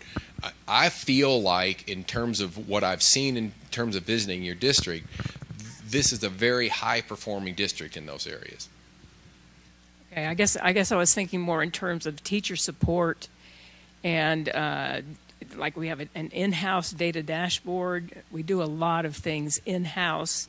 At least that's my experience when I go out to a national event. Yes. We do a lot of things in-house that other districts, smaller districts, are hiring out because they can't afford the in-house. Right. It's kind of a and again, catch-22. those are services that would have to be replicated or farmed out. Yeah, I can't get into the. You're probably getting a little more granular than we got in terms of those things. I can tell you that the teachers, by and large, feel supported, and that the reputation of Alpine is that new teachers want to come, because you really don't have a significant teaching shortage per se in Alpine versus what we see other places, and that's a testament to the fact that this is a place that people want to come and work and learn. Am I wrong to think that it's maybe difficult or unwise to compare to districts across the country? Sure. In the fact that our funding structure here in Utah is so different, and where we rank at the bottom of the barrel, we have to financially structure different than anything we would see comparable across the country? Because when we look at large districts across the country, they have different funding structures, like Kane, or is it, and the big one in Nevada, their funding, Clark, I'm like, it starts with a C. Clark, their funding structure is so different than what we have. Or when I look at smaller districts in Illinois where they're just single elementary, junior high, Or high school. Just a high school. Or just a high school, because their funding comes in at such a different level. Yes. That it empowers them to facilitate that tiny or that large. I think I can. Because I've worked in an Illinois school that was just elementary and middle, and then the high school was just down the road, but it was a tone district, and so I think there is kind of talk about duplication of services. I think that what happens here in Alpine is everyone we spoke to in our community sessions, in terms of our community engagement with stakeholders, everyone kind of has an understanding of that economy of scale. So because of your funding mechanisms being different, and every state's a little different. Utah's is different, the weighted pupil unit and all that. I would tell you that because of the volume of students that you have, there is certainly an economy of scale that comes with that in terms of being able to provide those services that smaller districts would be squeezed. I'm not saying that a 40,000 or a 60,000 or a 25,000 student district necessarily would be squeezed on that, but there would be, in a 25,000 student district, there would be a little bit of a different conversation there about certain central services, people they might hire, things they may contract out. But I think that I don't think it's disingenuous to compare yourselves to other districts outside of the state, just in terms of that 30,000, 50,000 foot view, because although your funding mechanisms are different and your weighted pupil unit is very much lower than you might see in some other states, your central office, your cost of operation is also lower. You have a streamlined central operations versus some of the other districts that we might see. You're not necessarily administrative heavy in terms of your central operations. But are we not? I just think like an elementary school, when I just do rough numbers, it takes 675 students to keep an elementary school in Utah operational. And because schools in other states are funded at a better level, they're not requiring that number of students. No, I would say that I think it's just different. We always say, I would tell you that a 600 kid elementary is a kind of a sweet spot in terms of elementaries. You get a little, it's at that level when you can have 4 solid sections or 5 solid sections of a grade. You can maintain your special needs services. You might have 2 art, 2 music. You're not sharing teachers with other spaces, and so there are a lot. there is no doubt, I think, to the heart of your question, it is much more expensive to operate a much smaller school. It just is. In terms of that cost of operation. So folks have to make a decision about that, kind of back to your Title I dollars. How are those going to be allocated? How are you going to backfill those smaller schools in order to keep them operational? Okay, are there any other questions from the board? Thank you. Thank you. I've enjoyed this. For coming back. I didn't Thank expect you this for last all part, the so thank you. information. Made Both my of head you. hurt. Thank you, and thank you, folks. I can't say enough about your communities and the folks that we've met as we've gone across your district. You guys are A+. Thank you.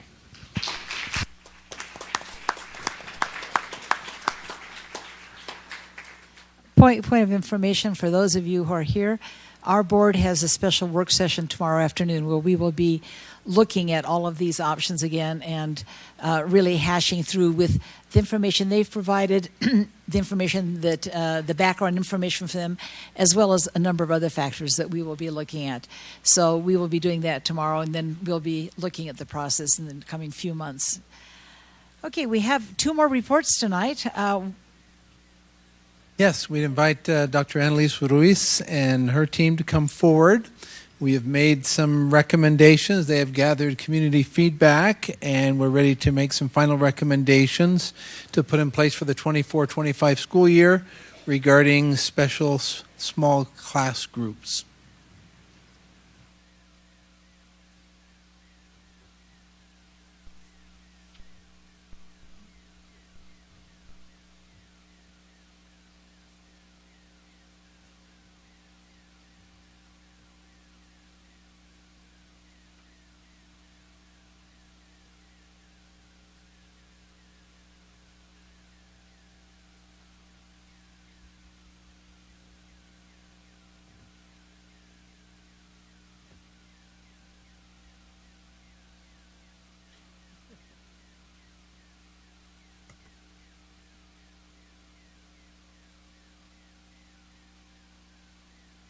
Again, just to clarify, these are we're communicating to the board and the public the final determination by the staff. It's not a board vote on what we do. It's the recommendations that we're suggesting we're moving forward on as a staff.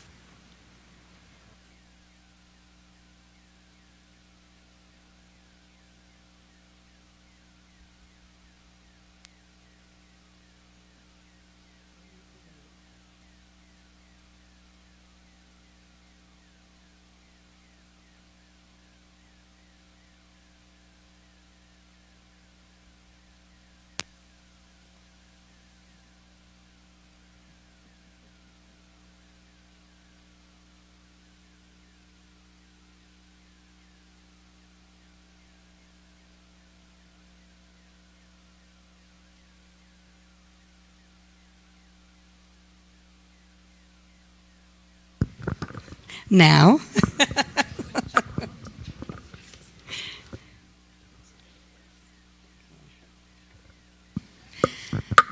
Thank you, board members and Dr. Farnsworth.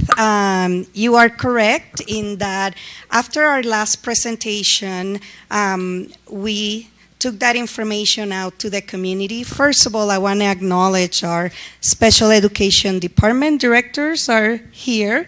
We have Jack Kingsford, we have David Turner, I saw Heather Slaymaker, Zach Eager, and Ryan Burke, and they will be helping us with the presentation. So we took the information out to the community and gathered feedback. The team worked really hard at gathering that data, analyzing it, and informing these recommendations based on that feedback. And that's what we are going to be presenting to you tonight. There is one area that we're still finalizing, working on, and Zach will indicate which area is not quite final. We need to do some adjustments to that, and so as soon as we have that ready, we'll bring that, maybe not this kind of setting, but we'll communicate that. And so we'll begin with our, yes. And Zach, you may be going to do this, but it may help our patrons here and the public to remember the purpose of this, why we engaged in this study to begin with. So if you'll review that, or Dr. Reese, you can address that as well. Yeah, perfect. Zach already built it in. Well, good evening, board members. It's great to be with you again. As Annalise shared, 2 months ago, we were in this setting with a proposal. With the time that's transpired since then, we've been able to collect quite a bit of feedback, both through an online form as well as through public meetings throughout the district with impacted school communities that would have had direct implications with that proposal. And so it was a great process to engage with the community and to hear their feelings. And some of that process, as we've heard, has continued tonight. And we're grateful for every voice that has been shared. What I will say, and with sincere gratitude, is the perspective and feelings of our community matter, and they do inform our decision-making processes. And you will see that in these recommendations tonight, that feedback, they've helped further refine the plan and to guide its ultimate iteration that you will see tonight. What we'd like to begin with is a review of the structural details of this proposal. And the structural details you will see are the recommendations that have been made in this final proposal to staff. To superintendent's question, and maybe to address openly to the public, the reason that this proposal was made is really in a direct effort to bring children closer to neighborhood schools when they require the educational services through special education that necessitate a special class level of support. Now this plan, it does take a narrow cross-section of special class, and we acknowledge that. Special education goes beyond special class. It includes resource on one side in a lesser restrictive setting. It even includes special schools on a more restrictive setting.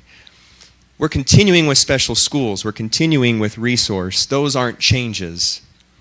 The proposed adjustments really have impacted special class in an effort to decrease boundary sizes, to eliminate the need of children to be traversed over potentially 6, 7, or 8 school boundaries to be brought to a special class location, as well as to minimize the amount of times that children have been required in the past to change school sites, not because the level of support changed, but simply because their grade level changed, because they got a grade level older and maybe a site didn't support that particular grade level, and so it necessitated a move.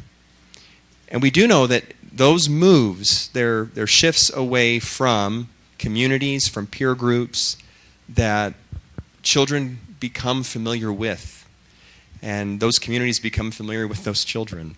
So we're trying to reduce those amount of changes. And I would say that has been an overall driver to this proposal. The catalyst that we talked about in February that led to its inception now, and the timing of this now, is our move to all-day kindergarten programs this next year. We need a meaningful way of moving forward with all-day programs. And how do we do that in a way that can also accomplish the objectives I outlined previously? So Superintendent, was that helpful to kind of touch on that? Ada? Can I just interject? Because I had a conversation with a SPED teacher who talked to me about specifically the benefits of all-day kindergarten for our SPED kids. That it's not only benefiting our general education kids, but it is broadening the opportunities for our SPED kids to be in an all-day kindergarten, that they'll have much more time for inclusion and much more time for instruction. I just wanted to point that out. We wholeheartedly agree. I think it stands to reason that if you are literally going to double the amount of instructional academic learning time and exposure to peers and peer modeling and just those opportunities of related services and so forth, we're going to see more output by doubling that time. And we do have data from our initial pilot of our all-day kindergarten autism program we did last school year, and we see that that outcome is true. right? Yes, there still needs to be met, and there are challenges when you have kindergartners in an all-day setting, gen ed or sped, but really, children learn. They learn when we give them opportunity and time to learn. So, thank you for that. The structural details that you're going to now see, this is what is recommended going forward. It's presented in a slightly different format than you even saw it last time. It's presented in an alignment graph. So this image you see on your computers and on the screens shows preschool through 6th grade special class programs, with the caveat, we did put resource on there, even though it's not technically special class. We did want to show the alignment even beginning in preschool with that support structure, beginning with inclusion preschool that continues with general education resource support come kindergarten. But when you look at our special class types, the alignment that you now see really does have a direct alignment between the special class offerings beginning in preschool through their 6th grade year, with the addition of emotional and behavioral disability support classes beginning in 1st grade. But other than that, there's special class support as early as a child's, you see on the map, it's pre-K -2. That means they're 3 by the time that September 1 deadline rolls around. The Foundations program, just as a reminder, that's the preschool special class program serving our earliest Alpine students, the ones that turn 3 during the course of the school year. So those classes actually start the year with 0 students, and as the months tick by, more students join sessions. And that's why it ends at that -3 year, because come second, the -2 and -1, so 3 and 4-year-olds, we're connecting them to a special class or a special class autism setting, if that's an appropriate type or area of support for them. Yeah, or inclusion, right? We have a variety of students with IEPs met, yes, in special class, but also in our inclusion settings. And so between all of these settings you see on the screen now, this is how we would support with a continuum of services, general education, neighborhood schools, through special classes in a pre-K through 6 alignment. The next 2 slides that you'll see, it presents this structural outcome. So if we take this structure and now move it forward into the 24-25 school year, what does this mean in terms of offerings, the number of classes, the number of teachers, and how does that compare to what we currently have in the district? We're going to begin with preschool. I'll explain just quickly how to read the tables, and then from here it will be quite intuitive. First of all, we have the 23-24 school year on the left, the 24-25 projection on the right. We have the 3 special class types for preschool: Foundations, special class, and then special class autism. The next column over shows the number of sessions. Think of those as classes, but sessions for that special class type. Now, one thing to be aware of is when you compare that to the FTE, which is then the next column over, you'll note that there's not necessarily a one-to-one correspondence. That's because our preschool sessions are either half day in the case of special class autism or special class, or they're even less, where we have 4 sessions in a day, and you're either on a 2-day per week schedule. So those teachers actually, or 3 sessions per day, right, Heather? With Foundations. So 3 sessions per day, but you're either on these 2 days of the week or these 2 days of the week, which is why we have 24 sessions of Foundations with 4 FTE that fulfill those instructional offerings. So you can see a direct comparison between the 23-24 to the 24-25 school year, an overall increase, both in the number of sessions and the FTE dedicated to the special class offerings in preschool. And I think that's a point you'll see here, and you'll see iterated on the next slide also as we look at K6. This proposal, while it involves an alignment and a restructuring of different of special classes, maybe as we've known them to be, this proposal overall constitutes a growth and increase of special class offerings. So there's not a reduction. We are actually looking at increasing, and you'll see where those increases appear. But this is preschool. Are there any questions before I advance to case 6 with regards to the preschool data? Zach, can you just make us aware of how many, roughly how many students are served by these programs? I'm going to default to my amazing expert seated right there, Heather Slaymaker. Can you give us a quick shout out, Heather, on that figure? And I'll say it in the mic for the...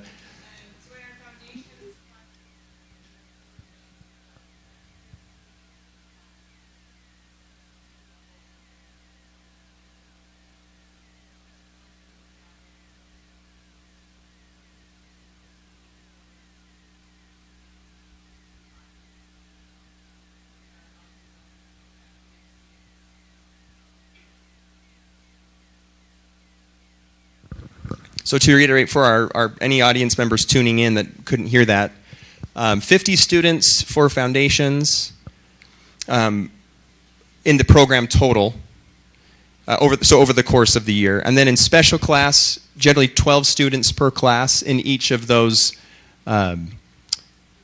sessions. So in the 28 total, or is it per teacher, Heather? Just for clarity. Per session. So the 28 have the 12 apiece. And then autism was 10. Thank you, Heather. Julie, does that help? Yes, I will be doing a math. I created my own math problem, so yes, I will figure that out. Excellent. Let's now look forward then to our case 6 projections, both current and then proposed with this alignment plan in place. You can see on the left the current 6 special class types. And the reason that there are 6 distinct types is we do have some standalone program types, especially kindergarten. One thing to note is 16 of those 74 classes are actually standalone kindergarten classes. So they're half-day programs. And following that kindergarten year, they have to go somewhere else. Right? There's no option to linger in that site or that class. Currently, there are a few sites where we actually do have an alignment if you happen to be in a particular boundary. But for the most part, the current plan has these as standalone program sites, and the children do have to move following that kindergarten year. When we look at what's proposed, the special class structure, which would support the special class needs of not only our kinders, but 1-6, and our students with mild to moderate disabilities, we'd actually be able to increase that number of classes to 44. And if you add up the total of the special class kinder, mild, moderate, and life skills that we have, that's 40 classes or sessions currently. So we're increasing our offerings at different school sites by 4. The real increase is in the FTE. When you look at the FTE totals, we're going from a total of 34 in the present year to 44 projected for this next year. And that is because in part of the all-day programs, right now our kindergarten teachers have 2 sessions of roughly 12 to 15 students in each session. And they're going from anywhere a caseload of 20 to 25 on average, 26 perhaps, to 12 to 15 would be their new caseload. And they would have the benefit of those students, as Ada said, through the duration of the entire school day. So that instructional opportunity does have an opportunity cost. And we see that in the FTE increase from 34 to 44, but as well as an increase overall in actual program options or offerings of those 40 special classes to 44 special classes. So we're making an investment in this change. That's a great word, an investment.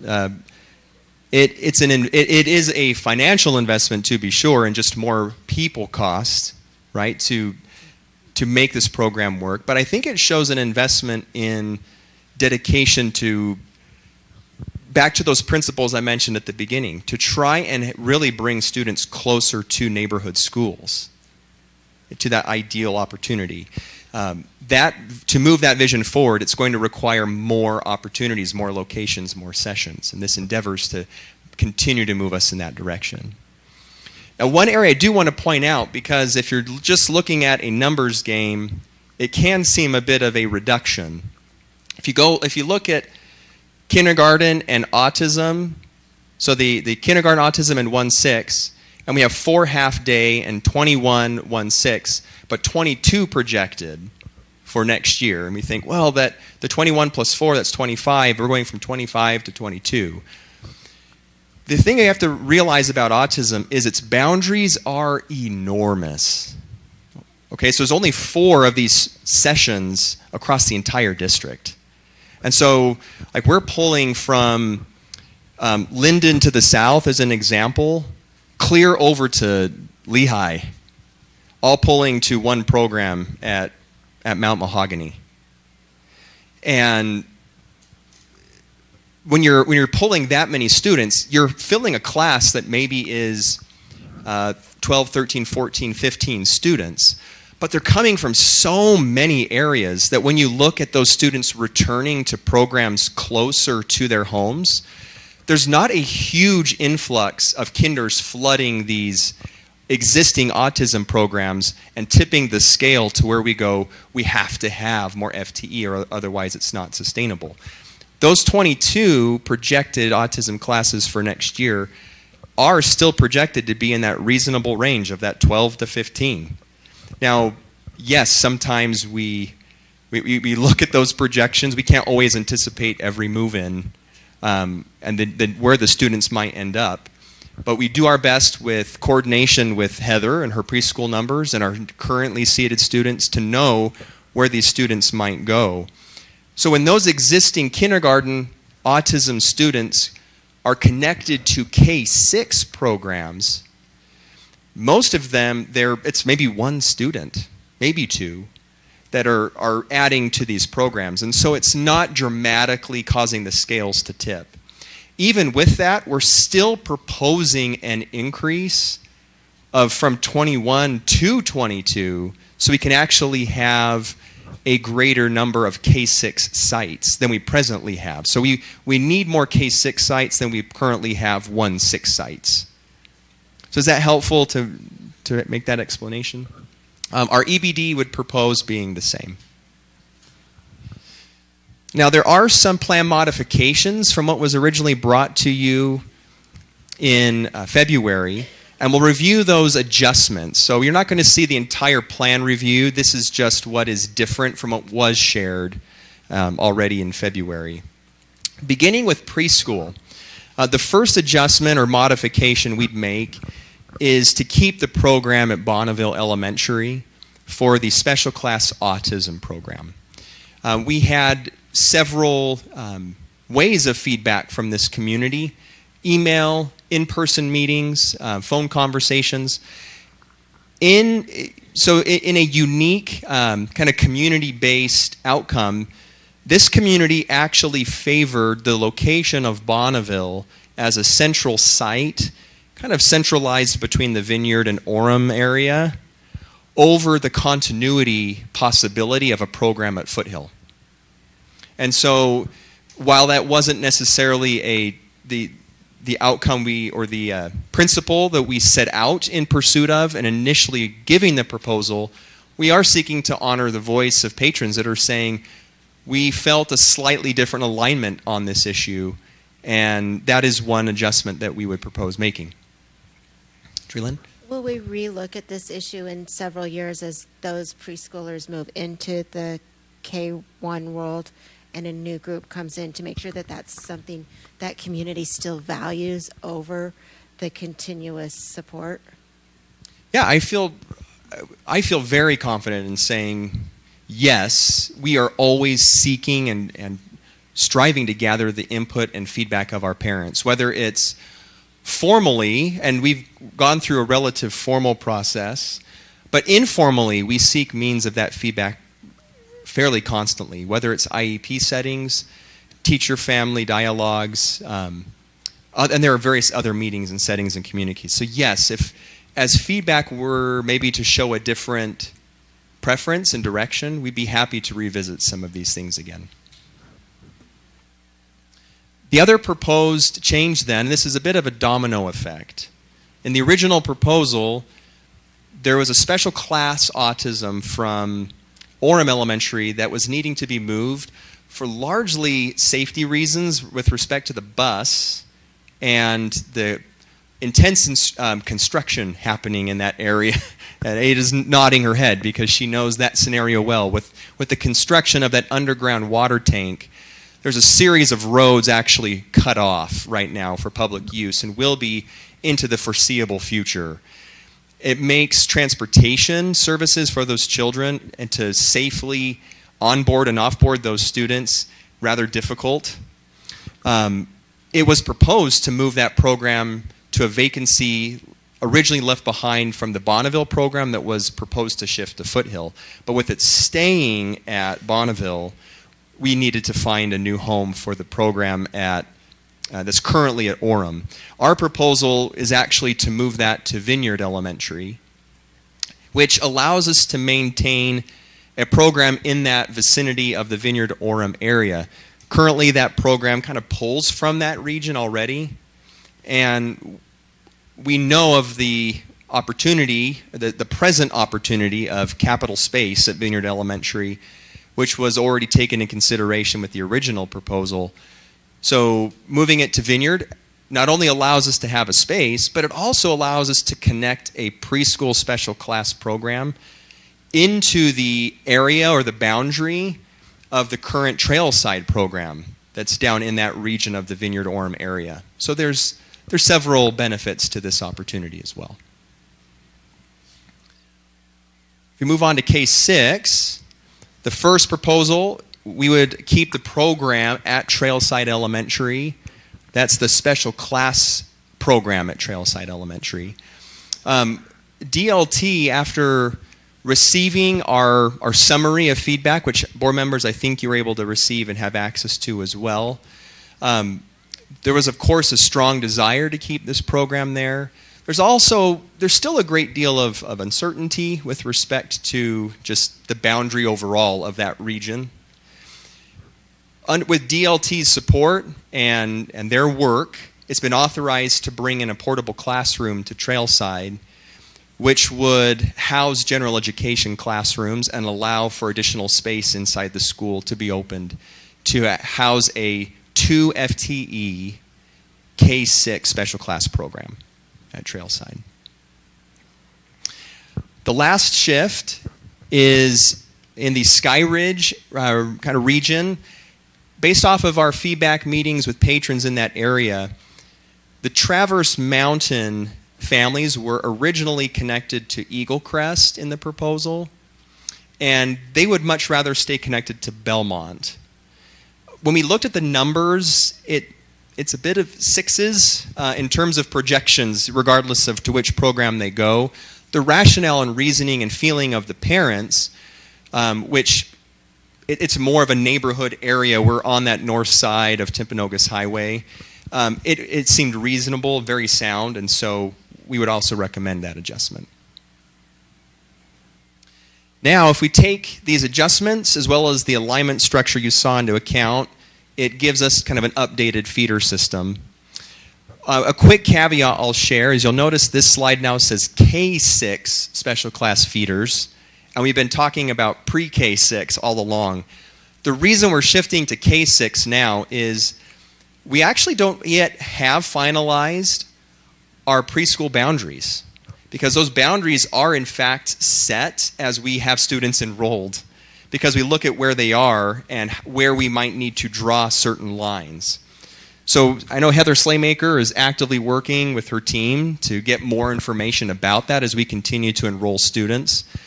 What we do have to share with regards to this proposal, though, because we know elementary school boundaries are firm, is we can share those updated alignment patterns. Now, you've seen these tables before, and they're by cluster region, so I'll just review how to read it, but then we'll largely just kind of go through each, and if you're saying, Zach, pause here, I want to ask a question, please voice that. Neighborhood schools on the left in the first column. Special class is that central column. If there's a unique dynamic where we needed to have maybe a K1 program followed by a K2 program, you'll see grade levels outlined on each table and where the kids would go for that particular grade level service area.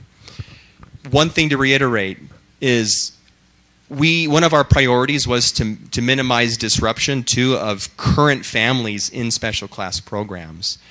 And this structure of 2-6 programs allowed us to keep students connected to either Brookhaven or Eagle Valley in this particular instance, and not having to uproot them and move them. That also allows us, with the K1 program, students that were anticipating a change because they were either in a standalone program or they were coming in after preschool and were anticipating a change already. We're trying to connect them to a program that will at least give them a bit of continuity. So just kind of a reminder of how to read that. The FTE at that site follows the name of the school hosting that program in parentheses. So that FTE directly translates to the number of teachers at that site. So, Zach, one of the things that I noticed, and I'm like one of those people who skips ahead when the teacher's reading. I'm sorry. I think that's not new information. But one of the things that I've noticed is that there are multiple clusters where every single school has a K6 strand. And there are a couple of clusters, West Side, that do not have that option. So, like, for example, there's 8 elementaries in the Cedar Valley cluster, but only 3 of them have the K6 option. I know you're going to bring up Westlake's next, but like one of the schools, the only school really in the Westlake division that has a K6 special class is going to a school not in that cluster. And I know that you and I are both aware because we were there when Liberty Hills, there when the ribbon cutting happened. As far as like the growth that's going to happen in that area with the expansion of Holbrook Farms. And so I guess part of my concern is we have 8 schools in the Cedar Valley cluster. 3 of them have a K6 program. And in the Westlake cluster, there's only 1. And it's outside of that cluster where the program is located. I realize that particularly on the west side, a lot of these schools have high enrollments. Like, I know the enrollments of like Pony and Brookhaven, and like I get that some of these schools are bigger. How much is school size playing into the availability of us having a continuous K6 program? And then my concern with Liberty Hills is we know there's going to be growth in that area. And I would argue that if we start kindergartners there, in 2025, they're not going to make it to 6th grade. So I understand that that's just kind of the dynamics in growth. My kids have been we started in schools in Lehigh. So I get it. I get that there's got to be movement, but I'm concerned about the growth in the West and how our special education students most likely will be moved because of that growth. And then I have concerns about, as we're looking at things like reconfiguration, when we're crossing more and more of those cluster boundaries, that may mean an even faster dynamic for changes for those students. And so I'm worried about, as we're looking at continuity long term, I'm worried about some of the dynamics specifically in those spaces. Like, I feel very confident about Brookhaven. I feel like super great about that. I'm concerned about the development in Hidden Hollow. I feel relatively good about Pony Express, but I'm just concerned about, is this going to be true continuity? And I know we can't control growth, and it is what it is, so it's not like I'm asking you to magically wave a wand and solve it. I guess I just want to articulate, I don't know that this is the same solution, city to city, cluster to cluster, because of the dynamics in different areas. And so I guess I'm going to push back a little bit and argue that that is not a true K6, and then you can disagree with me if you want to disagree with me, and then that could be really fun. Okay. I'll tackle the first two pieces. I'm going to actually default to Annalise on the question about. I'm going to default to her for your overarching question of the actual capital space and its implication in some of the decision making, because that really does go to some overarching discussions, questions, realities that the district is facing. I'm going to skip ahead if that's okay, because actually a visual to speak to what you shared may be helpful. You are correct. The Westlake table isn't as tidy as some of the other cluster regions. And yeah, also correct that arguably the single K6 feeder opportunity you see on this actually isn't a true Westlake feeder, right, with Liberty Hills being a Skyridge school. And also to point out that Harvest students have to drive by Riverview to get to Liberty Hills. And so the first piece I can say is Annalise actually shared that there's still an area that the dust is up in the air. That is a particular one right there. We are number crunching, and Jack was doing it even today. We're still number crunching, trying to get as accurate a count, and we're really exploring possibilities of, and let me pause one thing and say, currently Harvest families already do go to Liberty Hills. And so and their kids are there now in a 1-6 program. So if they move away, that's already a shift for their students away from that school. Last time you presented, you said that they were currently at Harvest, the Harvest and For the kinder, Liberty for kindergarten. Once they hit first grade, because it's a standalone program at Harvest, once they hit first grade, they do go to Liberty Hills already. And so if we make a change right now, then we are already moving certain patrons away from a class they're currently connected to. And so that is a factor into this consideration. We are looking at scenarios of, well, what if we were to try and keep some students connected to Liberty Hills, but incoming kinders to, let's say, Riverview, and fade out one over time and phase in the other. And we're looking at a variety of possibilities to see if we can better address that. Because Joy Lynn, we are very mindful. You actually voiced so well that question in our February meeting. And and again today. And there's not an easy just, here's the quick answer, black and white. It's easy to discern. Because there's so many dominoes. If we were to move certain students away from Liberty Hills, then Liberty Hills wouldn't be able to maintain a 2 FTE program, which means Liberty Hills kindergartners couldn't go to Liberty Hills because we'd have only a 1-6 program. So then where are those kindergartners going to go? And so you can see that the dominoes just keep going.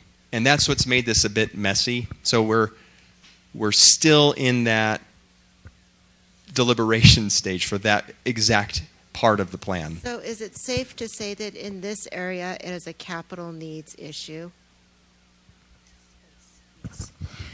Absolutely. And you make a good argument in that here we're crossing school feeders, and that's something that we need to go back, look, and address. And so we committed to that today. And we're still working through that because we don't have everyone who needs to be part of that decision making involved, because we realized that we had not addressed that, although you had brought it up before. And so we're grateful you brought it back, and we are now going back to the drawing board and looking at that through that lens.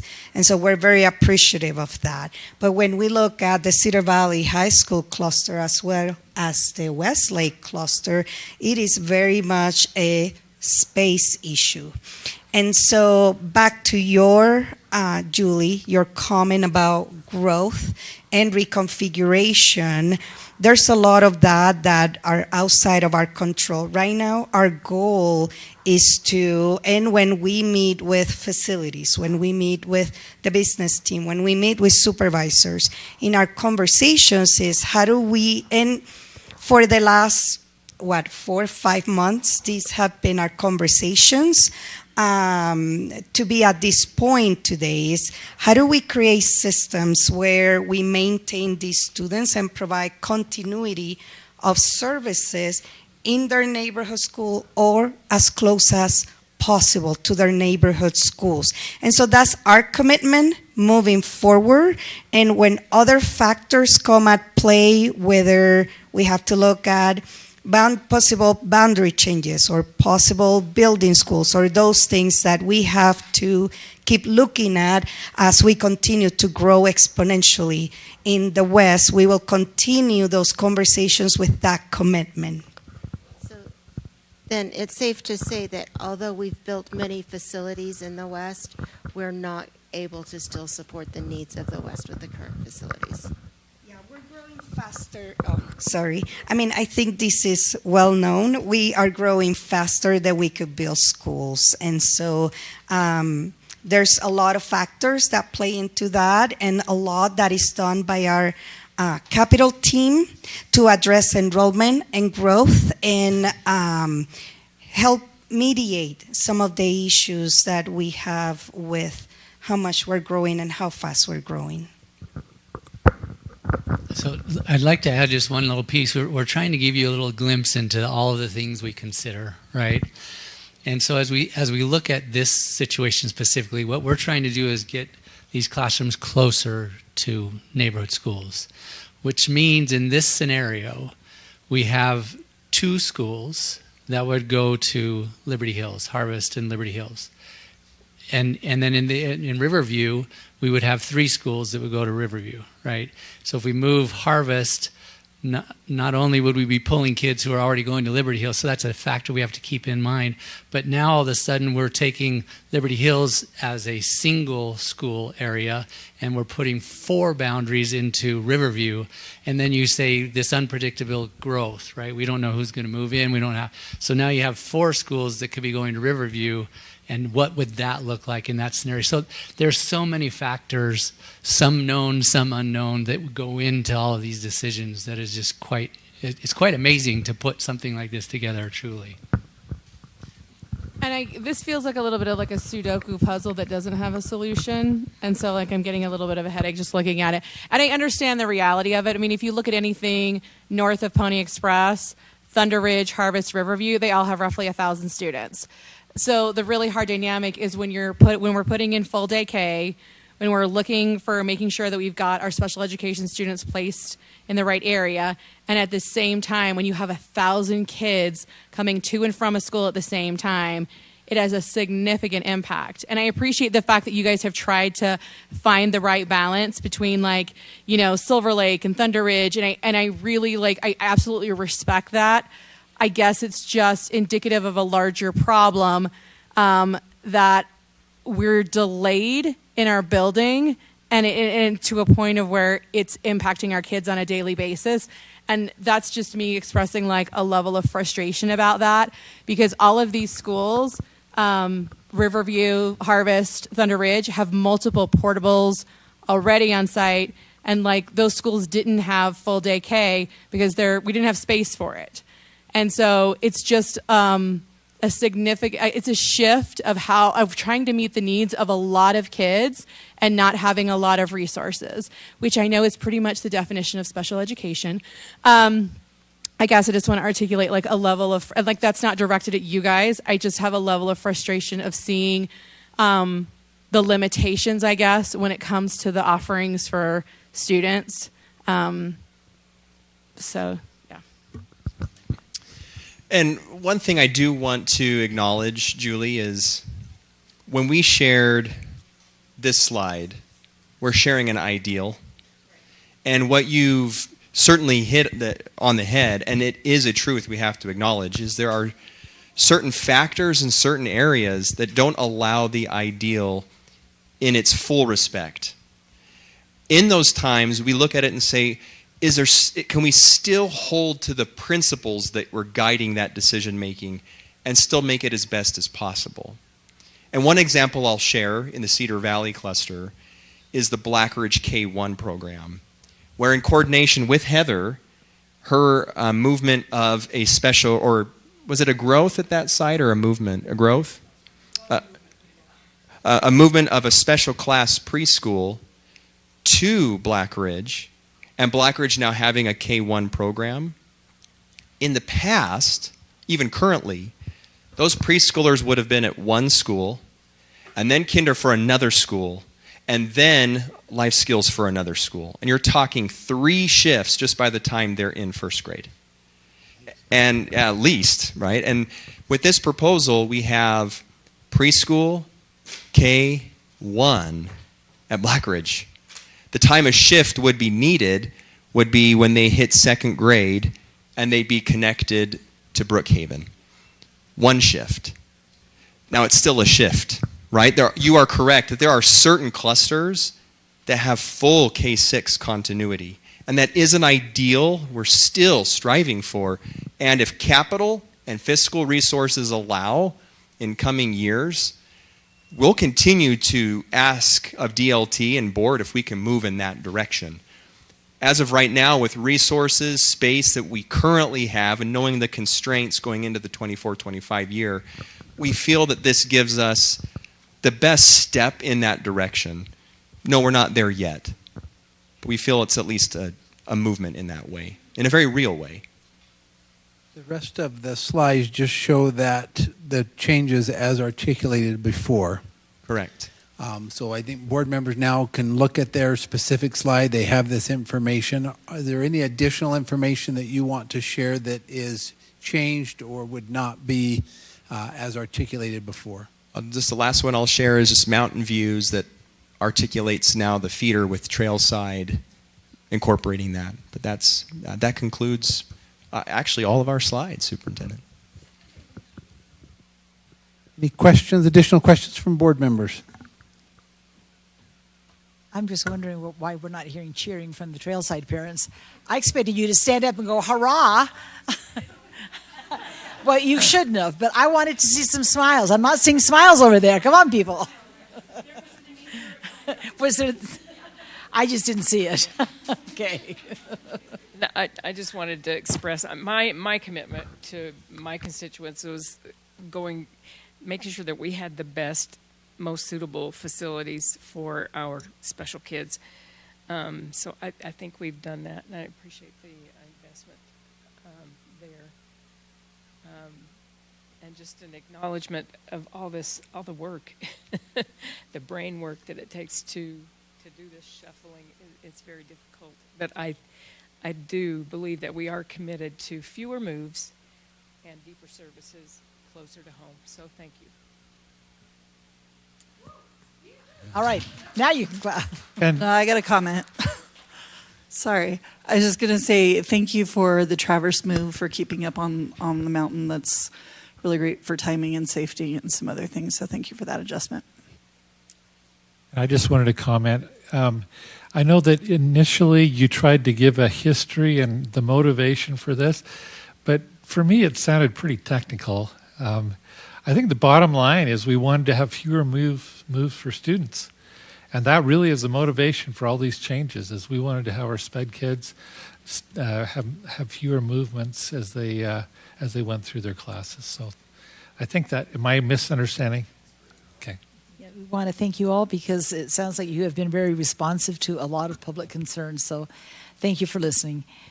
Okay, we have one more report. Dr. Farnsworth. Yes, you've received your membership report. I suggest you review that at your leisure.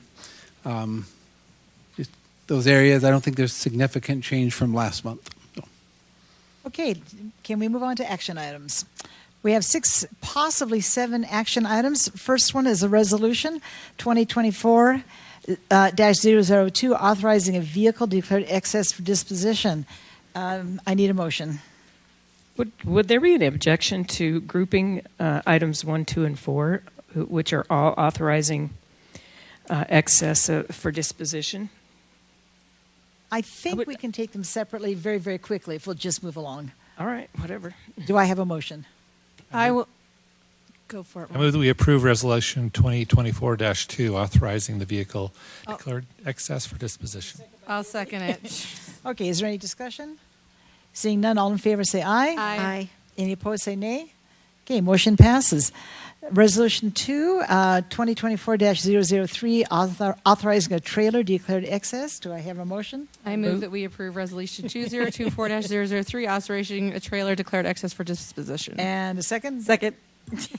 And by the way, we do recommend your action on these. I know you're taking action very quickly. We haven't had opportunity to comment, but we do recommend your approval of these items.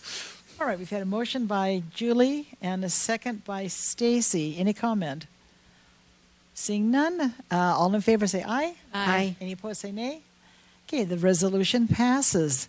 Number 3, Resolution 2024-004, sale of 0.619 acres located in Eagle Mountain, Utah.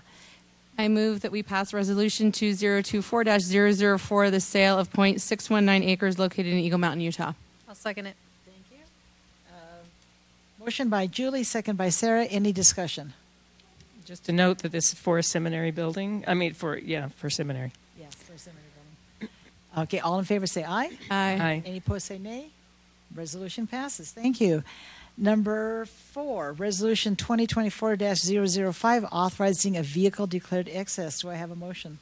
I move that we approve Resolution 2024-005, authorizing a vehicle declared excess for disposition. Thank you. Second. And motion by Ada, second by Joy Lynn. Any discussion?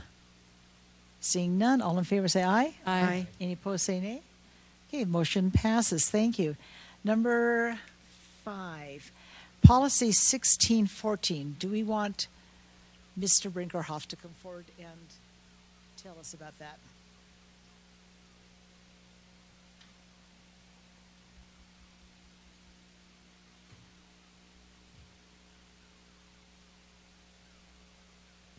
Policy 1614, this is our district policy with regards to government records. What we've done with this policy is before it simply restated the GRAMA code from the state. We didn't feel the need to restate it here in this policy, especially as it changes. That requires us to change each time there's a change at the state level. It requires changes at our level. And so to avoid that, we've made some changes to this policy and essentially stating that we follow what the state GRAMA code is. With a couple of clarifications, we've added in some basic fees that we would charge for government records as allowed by that statute. And then also we're still allowing for correction of inaccurate records if those are found. And so other than that, we have deferred back to the state GRAMA law in this policy. And we recommend your approval of those revisions. I move that we pass Policy 1614 as revised for the Government Records Access and Management Act. Second. Okay, it's been moved by Sarah, seconded by Stacy. Do we have any discussion on that or any questions? Just thank you for fixing the inaccurate thing, Craig. And I'm just going to note that the basic fee will be $35 per hour, or the salary of the lowest paid employee who is correct.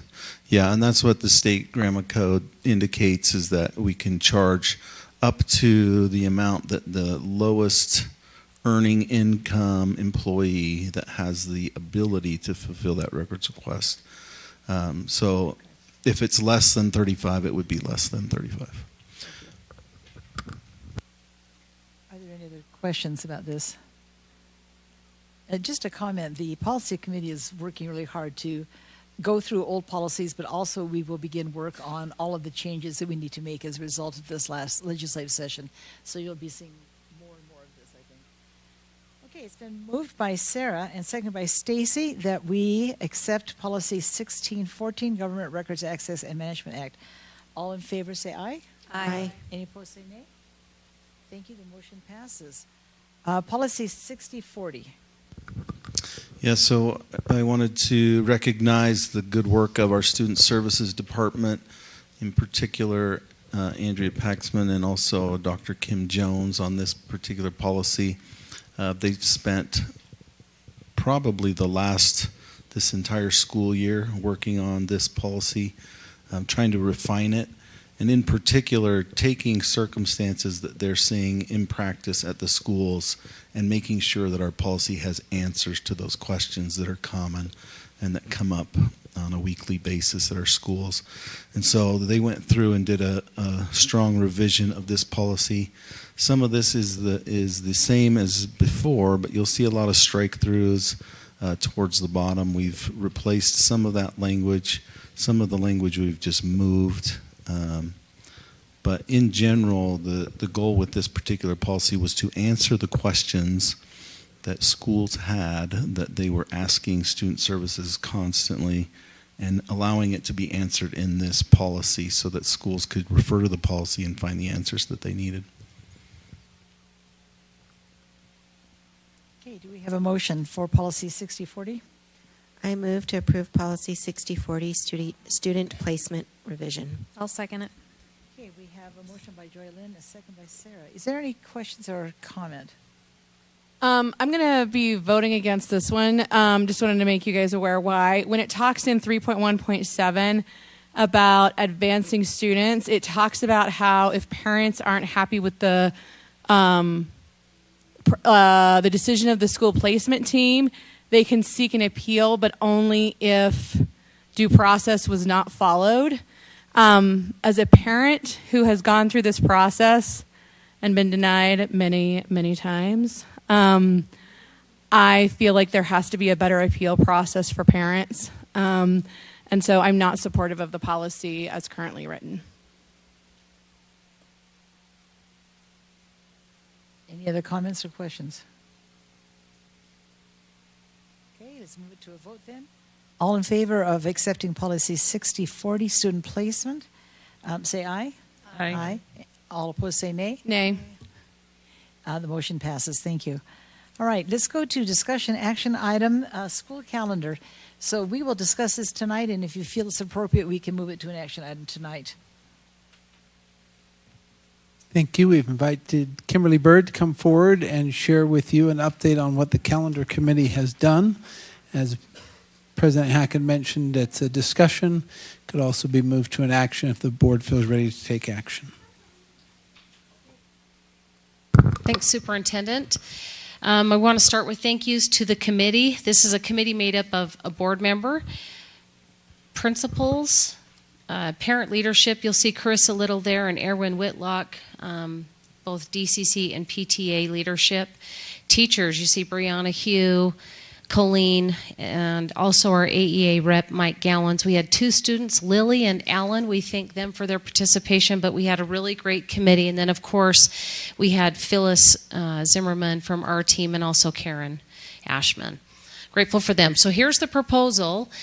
This is a calendar that we met three times on.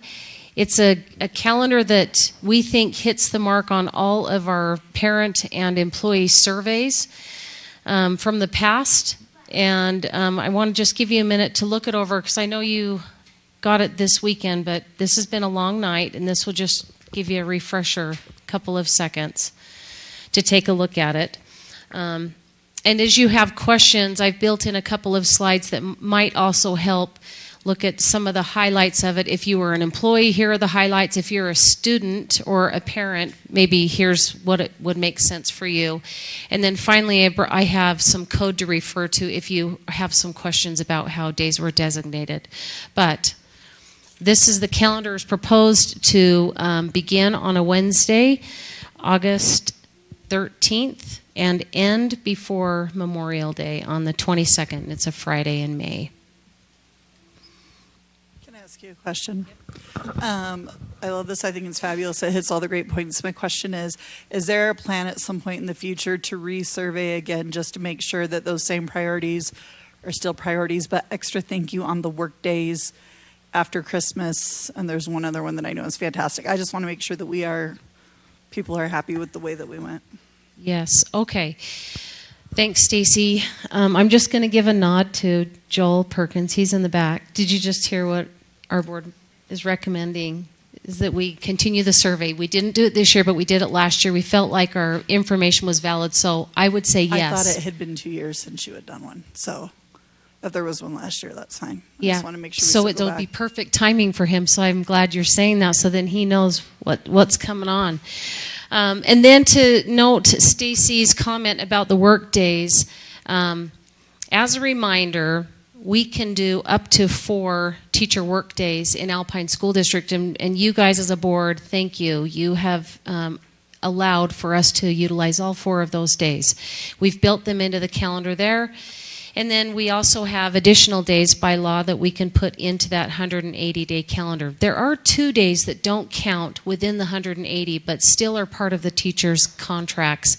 And those are board approved. They're non-counted days, but they're in our calendar. And we have colored them in that golden color. Do you see on the far right? Those are the 2 non-counted days. But this is what our teacher said. So I'm going to say one more thing, and I know you guys are exhausted.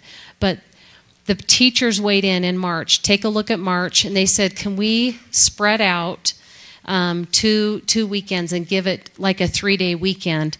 And the term ends on March 6th. 3rd term ends there. And then that gives them a day to have as, a development day. It gives them a break. The students can celebrate, yay, we're heading into our 4th term. But those breaks, I think, Stacy, as you mentioned, came from our great teachers on the committee. And I appreciate that March 9th day, as it's the day after we change times, and it's really tricky to get children up on that morning. A lot of people are into that. It is. It's after the daylight savings. I think that came from Karen. Yes, daylight savings, they care a lot about. I mostly meant the 5th. I do appreciate those other days, but I know that was something that January. I got a ton of input on this last year. I don't know if people realize we do it so far in advance, but anyways, I think that January 5th is going to be very much appreciated. Yes, and Stacy, prior to Christmas, did you get negative input? And then all of a sudden, the same callers called you back and said, hey, wait, never mind? I think they were 2 different things. I think the timing on when the break started, but also can we just have a day when we come back to reset ourselves, which is perfectly reasonable, right? So, Good. Kim, do you want to tell them why we only gave them 1 choice instead of 2? Yes. We felt like, so we took a look at a couple of other districts who shared their board-approved, tentatively approved calendars as well. We looked at 2 south of us and 1 north of us. And 1 was starting on a Friday. Ours started on a Wednesday. We preferred midweek because kindergartner's full day in every school. Wow. It's going to be a lot. But another district started on a Monday. And then Nebo School District is starting on the same day as us. So that's kind of we felt like everyone was pretty much in the same sentiment on their days. But ending before Memorial was so good for us if we could start early on the Wednesday. Sarah, what did I miss? Why did we? I mean, we couldn't think of anything else that would be hitting all of the survey points. The other calendars we looked at were kind of outrageous. It's like we looked at them and we spread things out and said, no one would want to do this. And we felt like it wasn't an honest recommendation. That was another comment that came up because we thought about breaking up spring break, and then we were like, that's going against the survey of all time. So we felt like this is our honest, best effort after 3 meetings to put forward to the board. But we're happy to take any feedback if you feel like you're not ready. I really like what we've done. We got to get a sneak peek of this in communications a little bit to look at it, and I love it. And I move that we pass the calendar as constituted. Second the motion. Okay, it has been moved by Sarah and seconded by Mark that we move this to an action item and accept the calendar. Did I say that right? Is there any discussion? Seeing none, all in favor say aye. Aye. Any opposed say nay. Thank you. The calendar passes.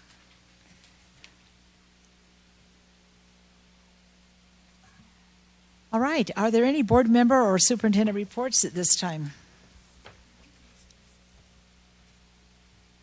Oh, go ahead. I'm sorry.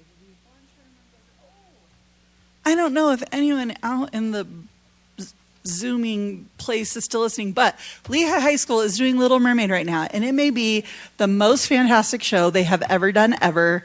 The vocals are stronger than I've ever heard them. The set is amazing, and everybody should go support this because kids are awesome, and it's just so good.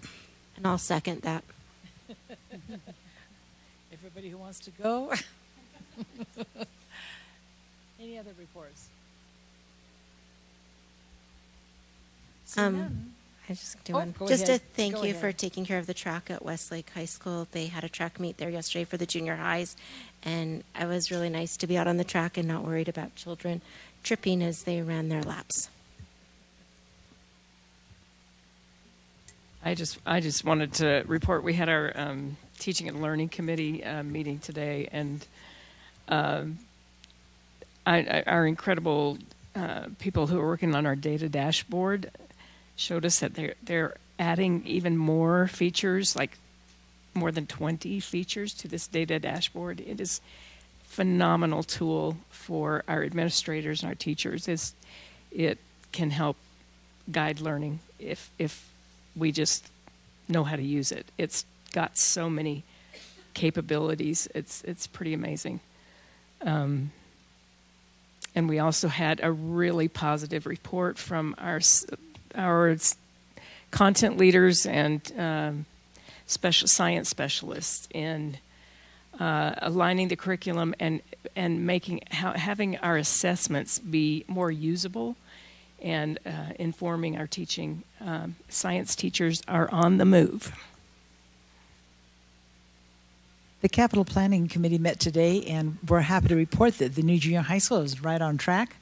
It's coming along well, and we're hopeful that the crane will be out of the auditorium before school starts. So, Still not starting. okay, any other board member reports? Okay, do I have a motion to adjourn? I move that we adjourn. And a second? Okay, Mark has moved, and Sarah has seconded that we adjourn. All in favor say aye. Aye. Any opposed say nay? Fine, we are adjourned until tomorrow at 1 o'clock.